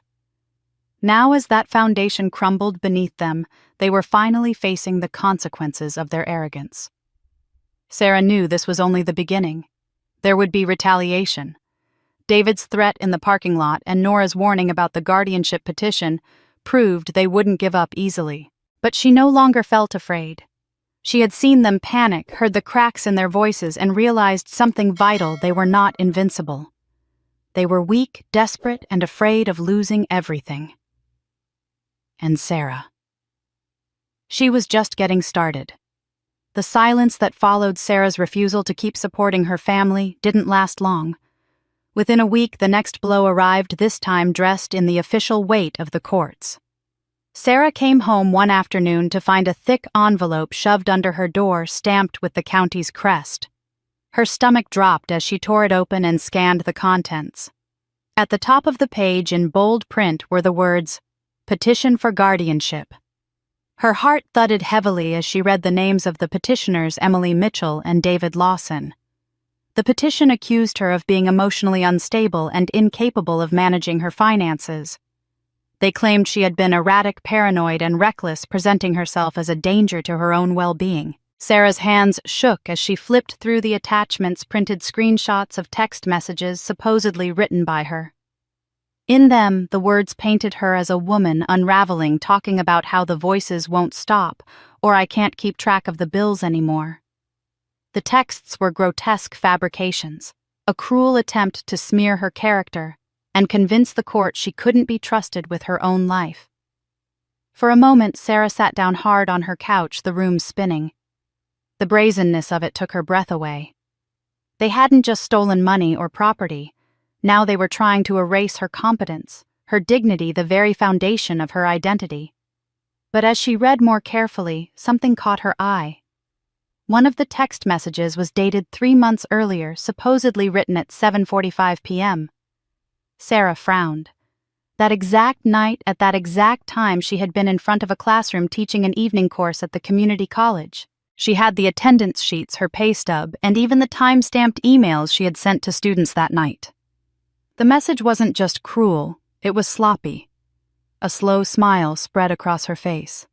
They had underestimated her. They thought she wouldn't notice that she would crumble in fear before their lies. Instead, she felt sharper, steadier. She gathered the papers into a neat stack and picked up her phone to call Harris. Harris answered on the second ring, his tone brisk but reassuring. When she explained the petition, his voice dropped into a growl. "I knew they'd try something like this. It's a desperate move, Sarah, but desperate people make mistakes."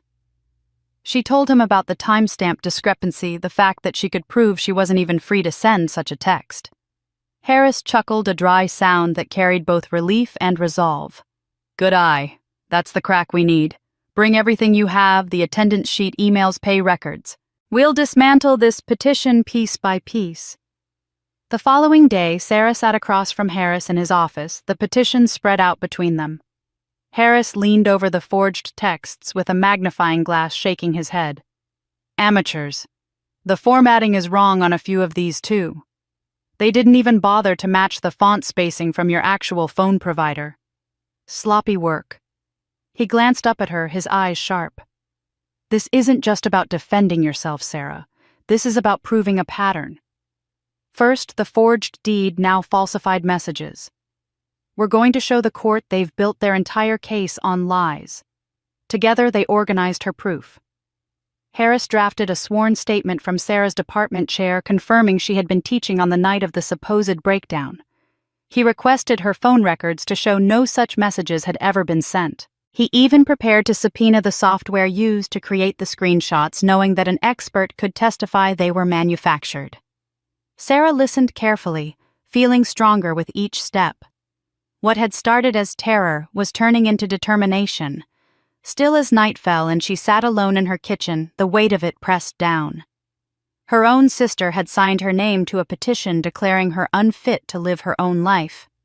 The betrayal was staggering, not just because of what it meant legally, but because of what it revealed emotionally. Emily had chosen to side fully with David, to fight against Sarah rather than stand with her.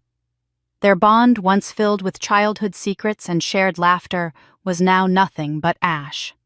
The next morning, Sarah met Harris again to rehearse her responses for the upcoming hearing. He was calm, methodical, ensuring she knew what to expect. "They'll try to rattle you," he warned. They'll use words like unstable, paranoid, obsessive. Don't give them a reaction. You are steady, capable, and clear. The evidence will do the rest. Sarah nodded, her spine straightening. Let them talk, she said quietly. The truth will be louder. By the end of the week, Harris had assembled a thick binder of evidence: her employment history, her financial records, her colleagues' testimonials, and the glaring inconsistencies in the forged texts. Each document felt like a brick in a fortress she was building, one they could not tear down no matter how many petitions they filed. When Sarah finally laid her head on the pillow that night, exhaustion tugged at her, but beneath it was a quiet strength. The petition had been meant to break her, to strip her of her autonomy. Instead, it had revealed just how desperate and reckless her family had become. And if they wanted to drag her into court, she would walk in with her head high, her evidence in hand, and a fire in her heart they could never extinguish. Sarah knew from the moment she read the guardianship petition that her family wouldn't stop at forged documents. They would escalate, and their next move would be to paint her as unstable in a more official way. Harris had warned her, expect them to try for a psychological evaluation. They'll want someone with credentials to say you're unfit. He had urged her to stay vigilant, to document everything, and Sarah, who had spent years documenting her father's medical records and her family's endless requests for money, took his advice to heart. She bought a small camera hidden in a pen and a recorder she could slip into her pocket. If they wanted a performance, she would make sure the truth was preserved. The knock came on a Wednesday afternoon. A man introduced himself as Dr. Whitman, a clinical psychologist hired to conduct a routine evaluation as part of the guardianship petition. Sarah noted the way he avoided eye contact when he handed her his card and the rehearsed politeness in his tone. She welcomed him inside, calm and collected, while her fingers brushed over the pen in her pocket, ensuring the hidden lens was angled toward the living room.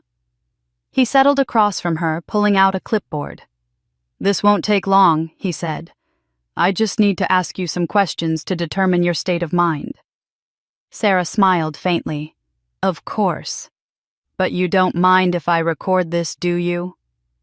"For my own peace of mind." He hesitated, then forced a chuckle. "As long as it's for personal use, I don't see why not." What he didn't know was that she had already pressed record long before he walked in. The questions began predictably. Did she often feel paranoid? Did she find it difficult to manage her daily life? Had she ever experienced hallucinations or overwhelming sadness? Sarah answered calmly, her voice steady, her gaze unwavering. She offered detailed accounts of her work schedule, her social connections, her meticulous budgeting. The answers painted the picture of a woman grounded in her responsibilities, far from the fragile caricature her family was trying to sell.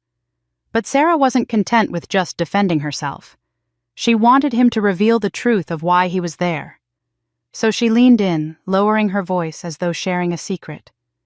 "You know, Dr. Whitman, I have to wonder, do these evaluations always come after someone files a guardianship petition? Or is this special?" He shifted uncomfortably, tapping his pen against the clipboard. "I'm just here to do my job." "Ms. Mitchell." Sarah tilted her head, keeping her tone light, almost playful. "Of course, but it must be nice when the outcome is already expected. Saves you the trouble of forming your own conclusions." The doctor froze for a split second before forcing a smile. "What makes you say that?" Sarah held his gaze. "Because my family has already told people I'm unstable, and I'm guessing they didn't hire you to prove them wrong." There was silence. Then, almost under his breath, he muttered, "They're paying me to confirm what they want." The words hung in the air, damning and raw. Sarah's recorder caught every syllable. She masked her triumph behind a neutral expression, nodding as if she hadn't just been handed a weapon. "I appreciate your honesty," she said smoothly. "It must be hard to do this kind of work when families are persuasive." The rest of the session dragged on, but Sarah barely heard the questions. Her heart pounded with the knowledge of what she had captured. By the time Dr. Whitman left, thanking her stiffly and promising to submit his report, Sarah was already pulling the pen, camera, and recorder from her pocket. She replayed the snippet, his voice clear. "They're paying me to confirm what they want." That night she met Harris in his office, her hands trembling as she set the devices on his desk. "Listen," she said, pressing play. They both sat in silence as Whitman's admission filled the room. When it ended, Harris leaned back slowly, a grin breaking across his face. "Sarah, this isn't just good. This destroys them. Judges don't take kindly to manufactured evaluations. You've not only defended yourself, you've shown deliberate manipulation." Sarah exhaled shakily, the tension of the day finally breaking into relief. So this could end their petition. "More than that," Harris said firmly. "It proves a pattern of fraud and coercion. First the forged deed, then the fake texts, now a corrupted psychological evaluation. When the court hears this, they won't just dismiss their claims. They'll start questioning everything your family has put forward." Sarah sat back, letting the weight of his words sink in. For so long, she had been the victim of her family's schemes, the silent provider, the erased sister. Now she was no longer on the defensive. She had turned their weapon against them, capturing their deceit in their own words. As she left Harris's office recorder safely tucked back into her bag, she felt a new kind of strength rising within her. They had tried to label her unstable to strip her of control, but instead she had exposed their corruption for the world to see. The game had shifted, and Sarah wasn't just surviving anymore. She was winning. The morning of the hearing dawned gray and heavy, as though the sky itself reflected the weight pressing down on Sarah's shoulders. She had spent the night pacing her living room, replaying the recordings, the forged papers, every scrap of evidence that Harris had carefully gathered into an ironclad case. Now, as she walked into the courthouse with Harris at her side, she felt the eyes of strangers on her. Some sympathetic, some curious, others simply hungry for scandal. For the first time, she didn't shrink under their gaze. She carried her father's letter in her bag and the truth in her heart. Inside the courtroom, the tension was palpable. Her mother sat stiffly in a navy dress, Emily beside her, clutching David's hand as if it were her lifeline. David himself looked smug, his chin lifted, his expression one of calculated confidence. He clearly believed the petition for guardianship and their narrative of Sarah's supposed instability would hold. Sarah met his gaze briefly, then looked away with deliberate calm, refusing to give him the satisfaction of her fear. When the judge entered, everyone rose. The session began with the opposing counsel laying out their case that Sarah was emotionally fragile, financially reckless, and unable to manage her own life. They waived the petition, pointed to the fabricated texts, and even attempted to reference Dr. Whitman's evaluation. But Harris, calm as ever, waited until it was his turn. When the judge nodded in his direction, he rose, his voice steady and commanding. "Your Honor." Harris began. "The claims against my client are not only false, but deliberately manufactured. What I am about to present will not only exonerate Sarah Mitchell, but will expose a pattern of fraud, coercion, and outright criminal behavior perpetrated by those who claim to be her family." He began with the smallest piece, the forged text messages. Projected on the courtroom screen, Harris pointed out the timestamp discrepancy, showing how Sarah had been teaching at the community college at the exact time one of the supposed messages had been sent. He presented her employment records, attendance sheets, and phone logs, all proving the texts were falsified. Murmurs rippled through the room as the judge frowned, making notes. Next came the recording with Dr. Whitman. Harris played the clip, and the words echoed in the hushed courtroom. "They're paying me to confirm what they want." Gasps broke out. The judge's expression darkened, his gaze shifting toward Sarah's mother and Emily, who sat frozen, their composure cracking. David's jaw tightened, but even he couldn't disguise the flicker of panic in his eyes. Then Harris brought out the parking lot footage. The grainy video showed David blocking Sarah's path, leaning in close, his body language menacing. While the audio wasn't crystal clear, one part carried enough weight to land like a hammer. "That house belongs to me. I've worked too hard for 5 years to let it slip away." The courtroom erupted in whispers. The very image of the protective son-in-law, the dutiful husband, was shattered. David's arrogance had betrayed him, and now it was captured forever on the record. Finally, Harris laid out the most damning evidence: Sarah's father's handwritten will and the original receipt showing Sarah had paid off the mortgage. "This is the truth they have tried to erase," Harris said, holding up the documents. "This is a father's intent that his daughter Sarah remain secure in the family home she sacrificed to preserve. They forged her signature to take it from her. They fabricated lies to discredit her. And they went so far as to manipulate professionals to validate those lies. But the truth has survived, and it stands here in these documents and recordings." The judge called for silence, but the courtroom was alive with whispers and gasps. Sarah sat quietly, her hands folded in her lap, her face calm, though her heart pounded. She turned her gaze toward her family and saw what she had longed for: fear. Her mother's lips pressed into a thin line, her eyes darting to Emily as though searching for reassurance. Emily's face was pale, her composure unraveling as she whispered frantically to David. He, for the first time since this began, looked uncertain, his confidence draining under the weight of his own words echoing through the courtroom. Sarah felt the tremor in her hands still replaced by a deep, steady calm. For years she had been dismissed, erased, treated as though she were invisible. Now in this room, surrounded by strangers and a judge who listened, the truth was undeniable. She wasn't the fragile woman her family claimed. She was the one who carried the evidence, the one who bore the sacrifices, the one who stood when they expected her to fall. The judge leaned forward, his voice grave. "The evidence presented today calls into question not only the petition for guardianship, but the credibility of every party who has supported it. This court does not look kindly upon fraud, coercion, or the deliberate manipulation of justice. What I've seen here today suggests all three." He paused, his words hanging like a gavel midair. "We will reconvene for final judgment, but let me be clear.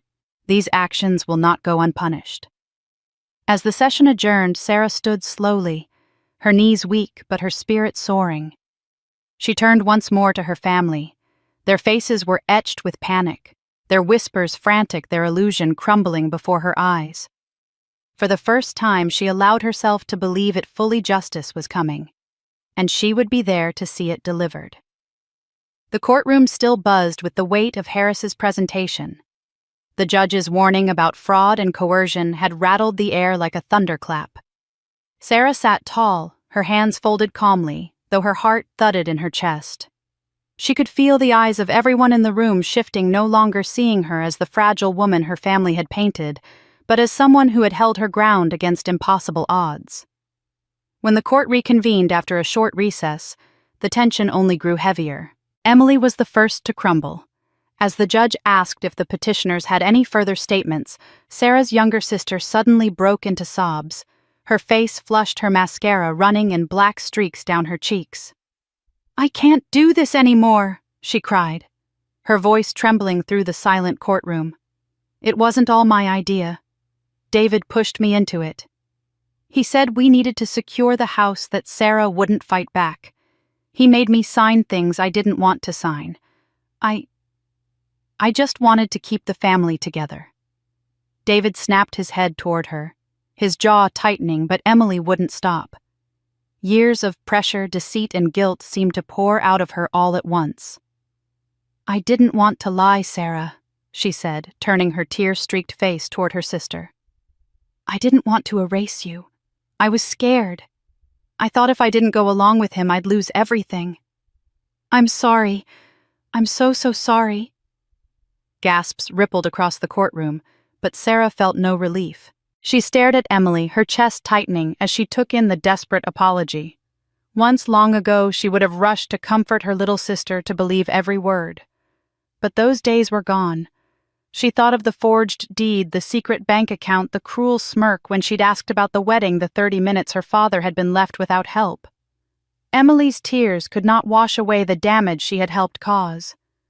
Sarah's voice was steady, clear, and cold. "You had a choice, Emily. Maybe David pushed you. Maybe he manipulated you. But you chose. You signed. You lied. You stood by while they tried to destroy me. And you let them twist Dad's memory to get what you wanted. That isn't what a sister does. That isn't what family does. She paused, her eyes locked on Emily's. I don't see you as my sister anymore. Emily's sobs grew louder, her shoulders shaking, but Sarah didn't waver. She felt the ache of loss deep inside, but it was an ache she had already carried for years. Now it was no longer hidden. She had put words to the truth. Their bond was broken beyond repair. The judge, watching intently, nodded gravely and called for the clerk to bring forward a final piece of evidence. It was the letter Sarah's father had written, the one Harris had kept sealed until the right moment. The clerk unfolded the fragile paper and began to read aloud. The courtroom fell silent as her father's words filled the space, his voice resurrected through ink. My daughter Sarah has been my greatest support, my anchor when times were hard. She has paid debts that were not hers, sacrificed dreams that were rightfully hers, and carried this family when others would not. It is my intent, my will, and my firm instruction that the house remain in her name. No one else has the right to claim it. If ever she is made to feel less than family, let this letter remind her she is my legacy. The words struck like a hammer. Sarah closed her eyes, letting the sound of her father's love steady her, even as tears pricked behind her eyelids. Around her, she could sense the shift. The community members who had come to watch now murmured in disapproval toward her family, the judge's gaze hardening with certainty. Across the aisle, her mother's lips pressed into a thin, bitter line, while David looked as though he'd been cornered, his arrogance collapsing under the weight of undeniable truth. Emily buried her face in her hands, her sobs muffled now by shame. Sarah sat still, calm in the storm, her father's words echoing in her heart. This wasn't just about the house or the inheritance anymore. It was about her worth, her dignity, and the truth of who had stood by her father in life and who had betrayed him in death. Emily's tears, David's silence, her mother's bitter glare, none of it could erase the power of that letter. For the first time in years, Sarah felt her father's presence not as grief, but as strength. Justice was not yet complete, but it was no longer a distant dream. It was here unfolding before her, undeniable and unstoppable. The courtroom was thick with silence after the clerk finished reading Sarah's father's letter. Emily's sobs echoed softly. David's jaw was locked tight, and her mother's eyes burned with bitterness. For Sarah, though, the words of her father still lingered in the air like a shield around her. When the judge leaned forward, the weight of the moment pressed down on everyone present. It was time for the verdict. The judge cleared his throat, his voice firm and deliberate. After reviewing the petition for guardianship, the testimony, and the evidence presented, this court finds the claims against Sarah Mitchell to be entirely without merit. The petition is dismissed in full. He paused, letting the words sink in before continuing. Furthermore, the evidence demonstrates a deliberate pattern of fraud, coercion, and forgery carried out by David Lawson with the assistance of Emily Mitchell and with knowledge from other family members. This court recognizes Sarah Mitchell as the sole legal owner of the Mitchell family home in accordance with the will and supporting documents. Gasps and murmurs rippled across the room. David's face turned crimson as the judge's gaze fell squarely on him. Mr. Lawson, the judge continued, his tone like steel. The recordings and testimony suggest you have engaged in criminal fraud and attempted theft by deception. This matter will be referred to the district attorney's office for investigation. The gavel struck sharply. Court is adjourned. The sound reverberated like a thunderclap. Sarah sat frozen for a moment, the words echoing in her ears, dismissed sole owner investigation. Relief washed over her like a tide, almost dizzying in its intensity. She had fought, and she had won. But as she turned her head, watching her mother's stiff figure and Emily's crumpled frame, a hollow ache settled beneath the relief. The family she had once believed in was gone, exposed for what it had become: selfish, deceitful, broken. Outside the courthouse, the world was already buzzing. Reporters who had caught wind of the scandal swarmed cameras, flashing microphones thrust forward. Neighbors whispered to each other on the steps, shaking their heads. Sarah heard fragments of their words. "Can you believe they tried to take her house? David forged everything. Emily betrayed her own sister." The story spread like wildfire, and for once, Sarah didn't shrink from it. The truth was finally out, and it wasn't hers to carry alone anymore. The local community, once polite and blind to the Mitchell family's internal battles, quickly shifted. Sarah's parents, once respected for their outward appearance of propriety, found doors closing. Emily's friends began to distance themselves, their sympathy outweighed by disgust. And David, who had strutted through town with arrogance, was now a man marked, his reputation destroyed, and his future clouded by looming criminal charges. The family that had dismissed Sarah as unworthy now stood isolated, shunned by the very neighbors whose approval they had valued most. Sarah walked slowly down the courthouse steps, Harris at her side, the autumn wind brushing against her face. She inhaled deeply, savoring the crisp air, as though it were the first true breath she had taken in years. Harris turned to her, his expression softening. "You did it, Sarah. Your father would be proud." She nodded, her throat tight with emotion, unable to form words. That night back in her quiet home, Sarah sat by the window with a cup of tea, her father's letter spread before her. Relief pulsed through her veins, but so did sorrow. She had reclaimed her dignity, her home, and her truth. Yet the cost was undeniable. Her mother's betrayal, Emily's complicity, David's cruelty. They had severed bonds that could never be mended. She let the silence of her house surround her, no longer oppressive but bittersweet. She imagined her father's voice reminding her that truth always outlives lies. She imagined what life might look like now, free from the constant demands, the manipulations, the exhaustion of trying to belong where she wasn't wanted. Sarah closed her eyes, her hand resting gently on the letter. She felt lighter, but she also felt the weight of finality. Her family was gone, not in body but in spirit. What remained was her strength, her independence, and the legacy her father had entrusted to her. And though the victory was hers, it came with the quiet mourning of a daughter who knew her family had been lost long before the gavel struck. When the verdict was read and the courtroom finally emptied, Sarah lingered in her seat for a long while, letting the gravity of the judge's words sink in. She had won. The house was legally hers. The truth about David's schemes had been laid bare, and her family's manipulation had been dismantled piece by piece. Yet, as the silence settled over her, she realized that the house with its rooms soaked in memories of betrayal no longer felt like a home. It was a monument to both her sacrifices and their cruelty, and she knew she couldn't spend the rest of her life walking its halls like a prisoner of the past. Within weeks, Sarah made her decision. She put the house on the market, and despite the scandal that surrounded it, buyers came quickly. It wasn't just a property, it was a beautiful old home with sturdy bones and history in its walls. When the sale closed, Sarah held the check in her hand and felt a sense of closure. It wasn't about the money, it was about freedom. She used a portion of the funds to purchase a modest apartment in town, one with light streaming in through tall windows and a balcony that overlooked a small park. It was enough space for her and no one else, a place that felt wholly hers. But Sarah wasn't done yet. She took another portion of the money and worked with Harris to establish a scholarship fund in her father's name. The Robert Mitchell Legacy Scholarship would go to students who, like Emily, once had dreamed of higher education, but lacked the means.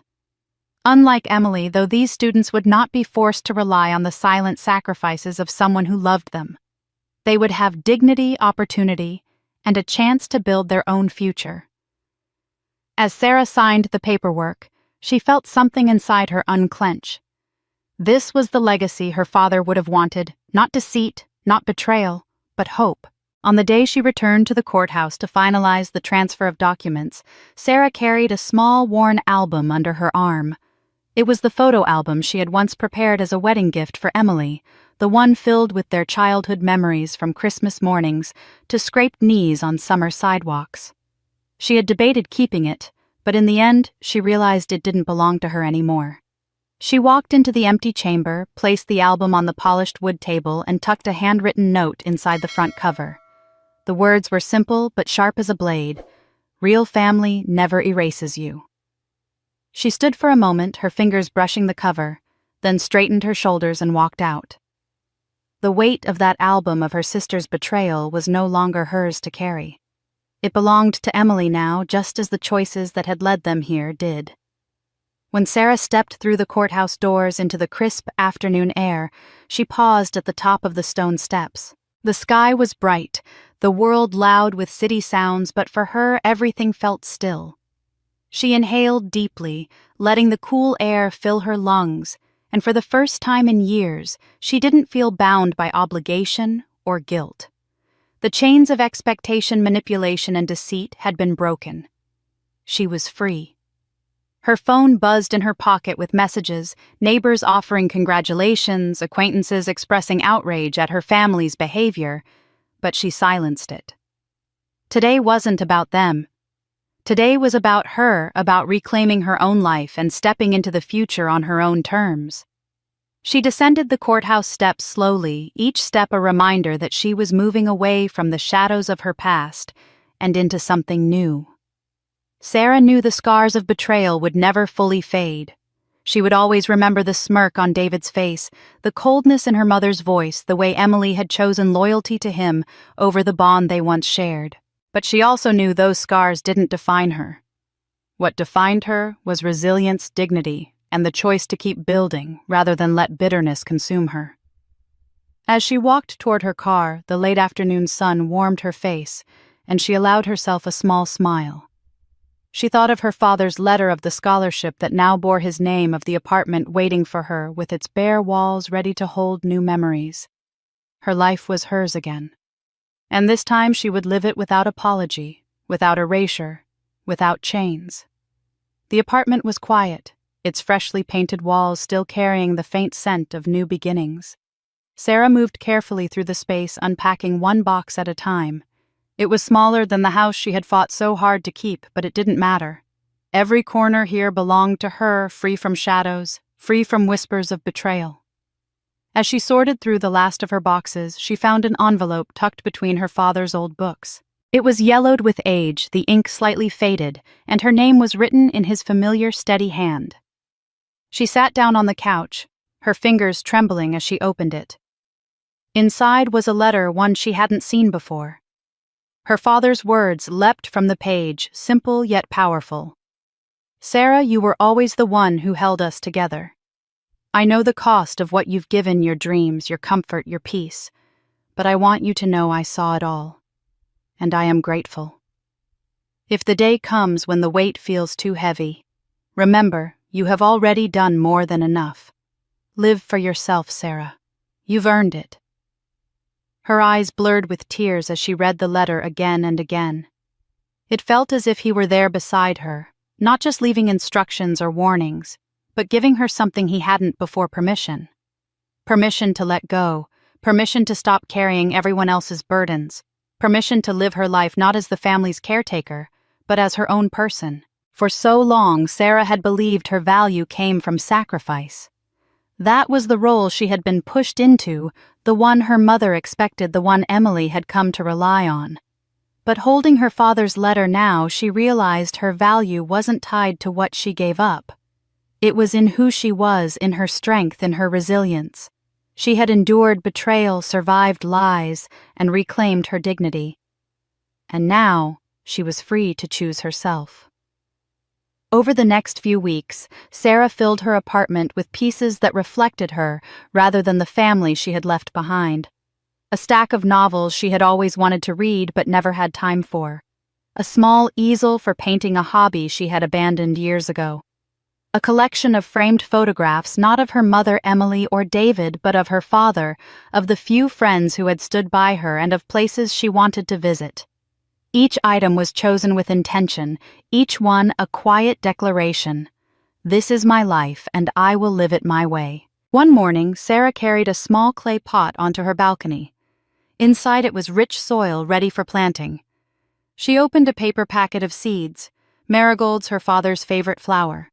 She remembered the afternoons when he had crouched in the backyard showing her how to press seeds gently into the earth, how to water them with care, how to wait patiently for the first green shoots to appear. She remembered his voice, calm and steady. "You can't rush growth, Sarah. You give it love, and it will bloom when it's ready." She knelt down, her hands sinking into the soil, and planted the seeds with deliberate care. The act felt sacred, a ritual that tied the past to the present. As she patted the soil down, she whispered softly, "Here's to new beginnings, Dad. For you and for me." Standing, she brushed the dirt from her hands and looked out over the park below. The city was alive with movement, children laughing, dogs barking, people hurrying to work. Sarah breathed in deeply, letting the sunlight warm her face. For the first time in what felt like forever, the future didn't feel like a burden. It felt like a promise. She turned back into her apartment, the small pot of marigolds catching the light on the balcony. It wasn't just a plant. It was a symbol of everything she had fought for, the courage to endure, the strength to let go, and the grace to begin again. Her past would always be part of her story, but it no longer defined her. She carried her father's love, his gratitude, and his legacy forward.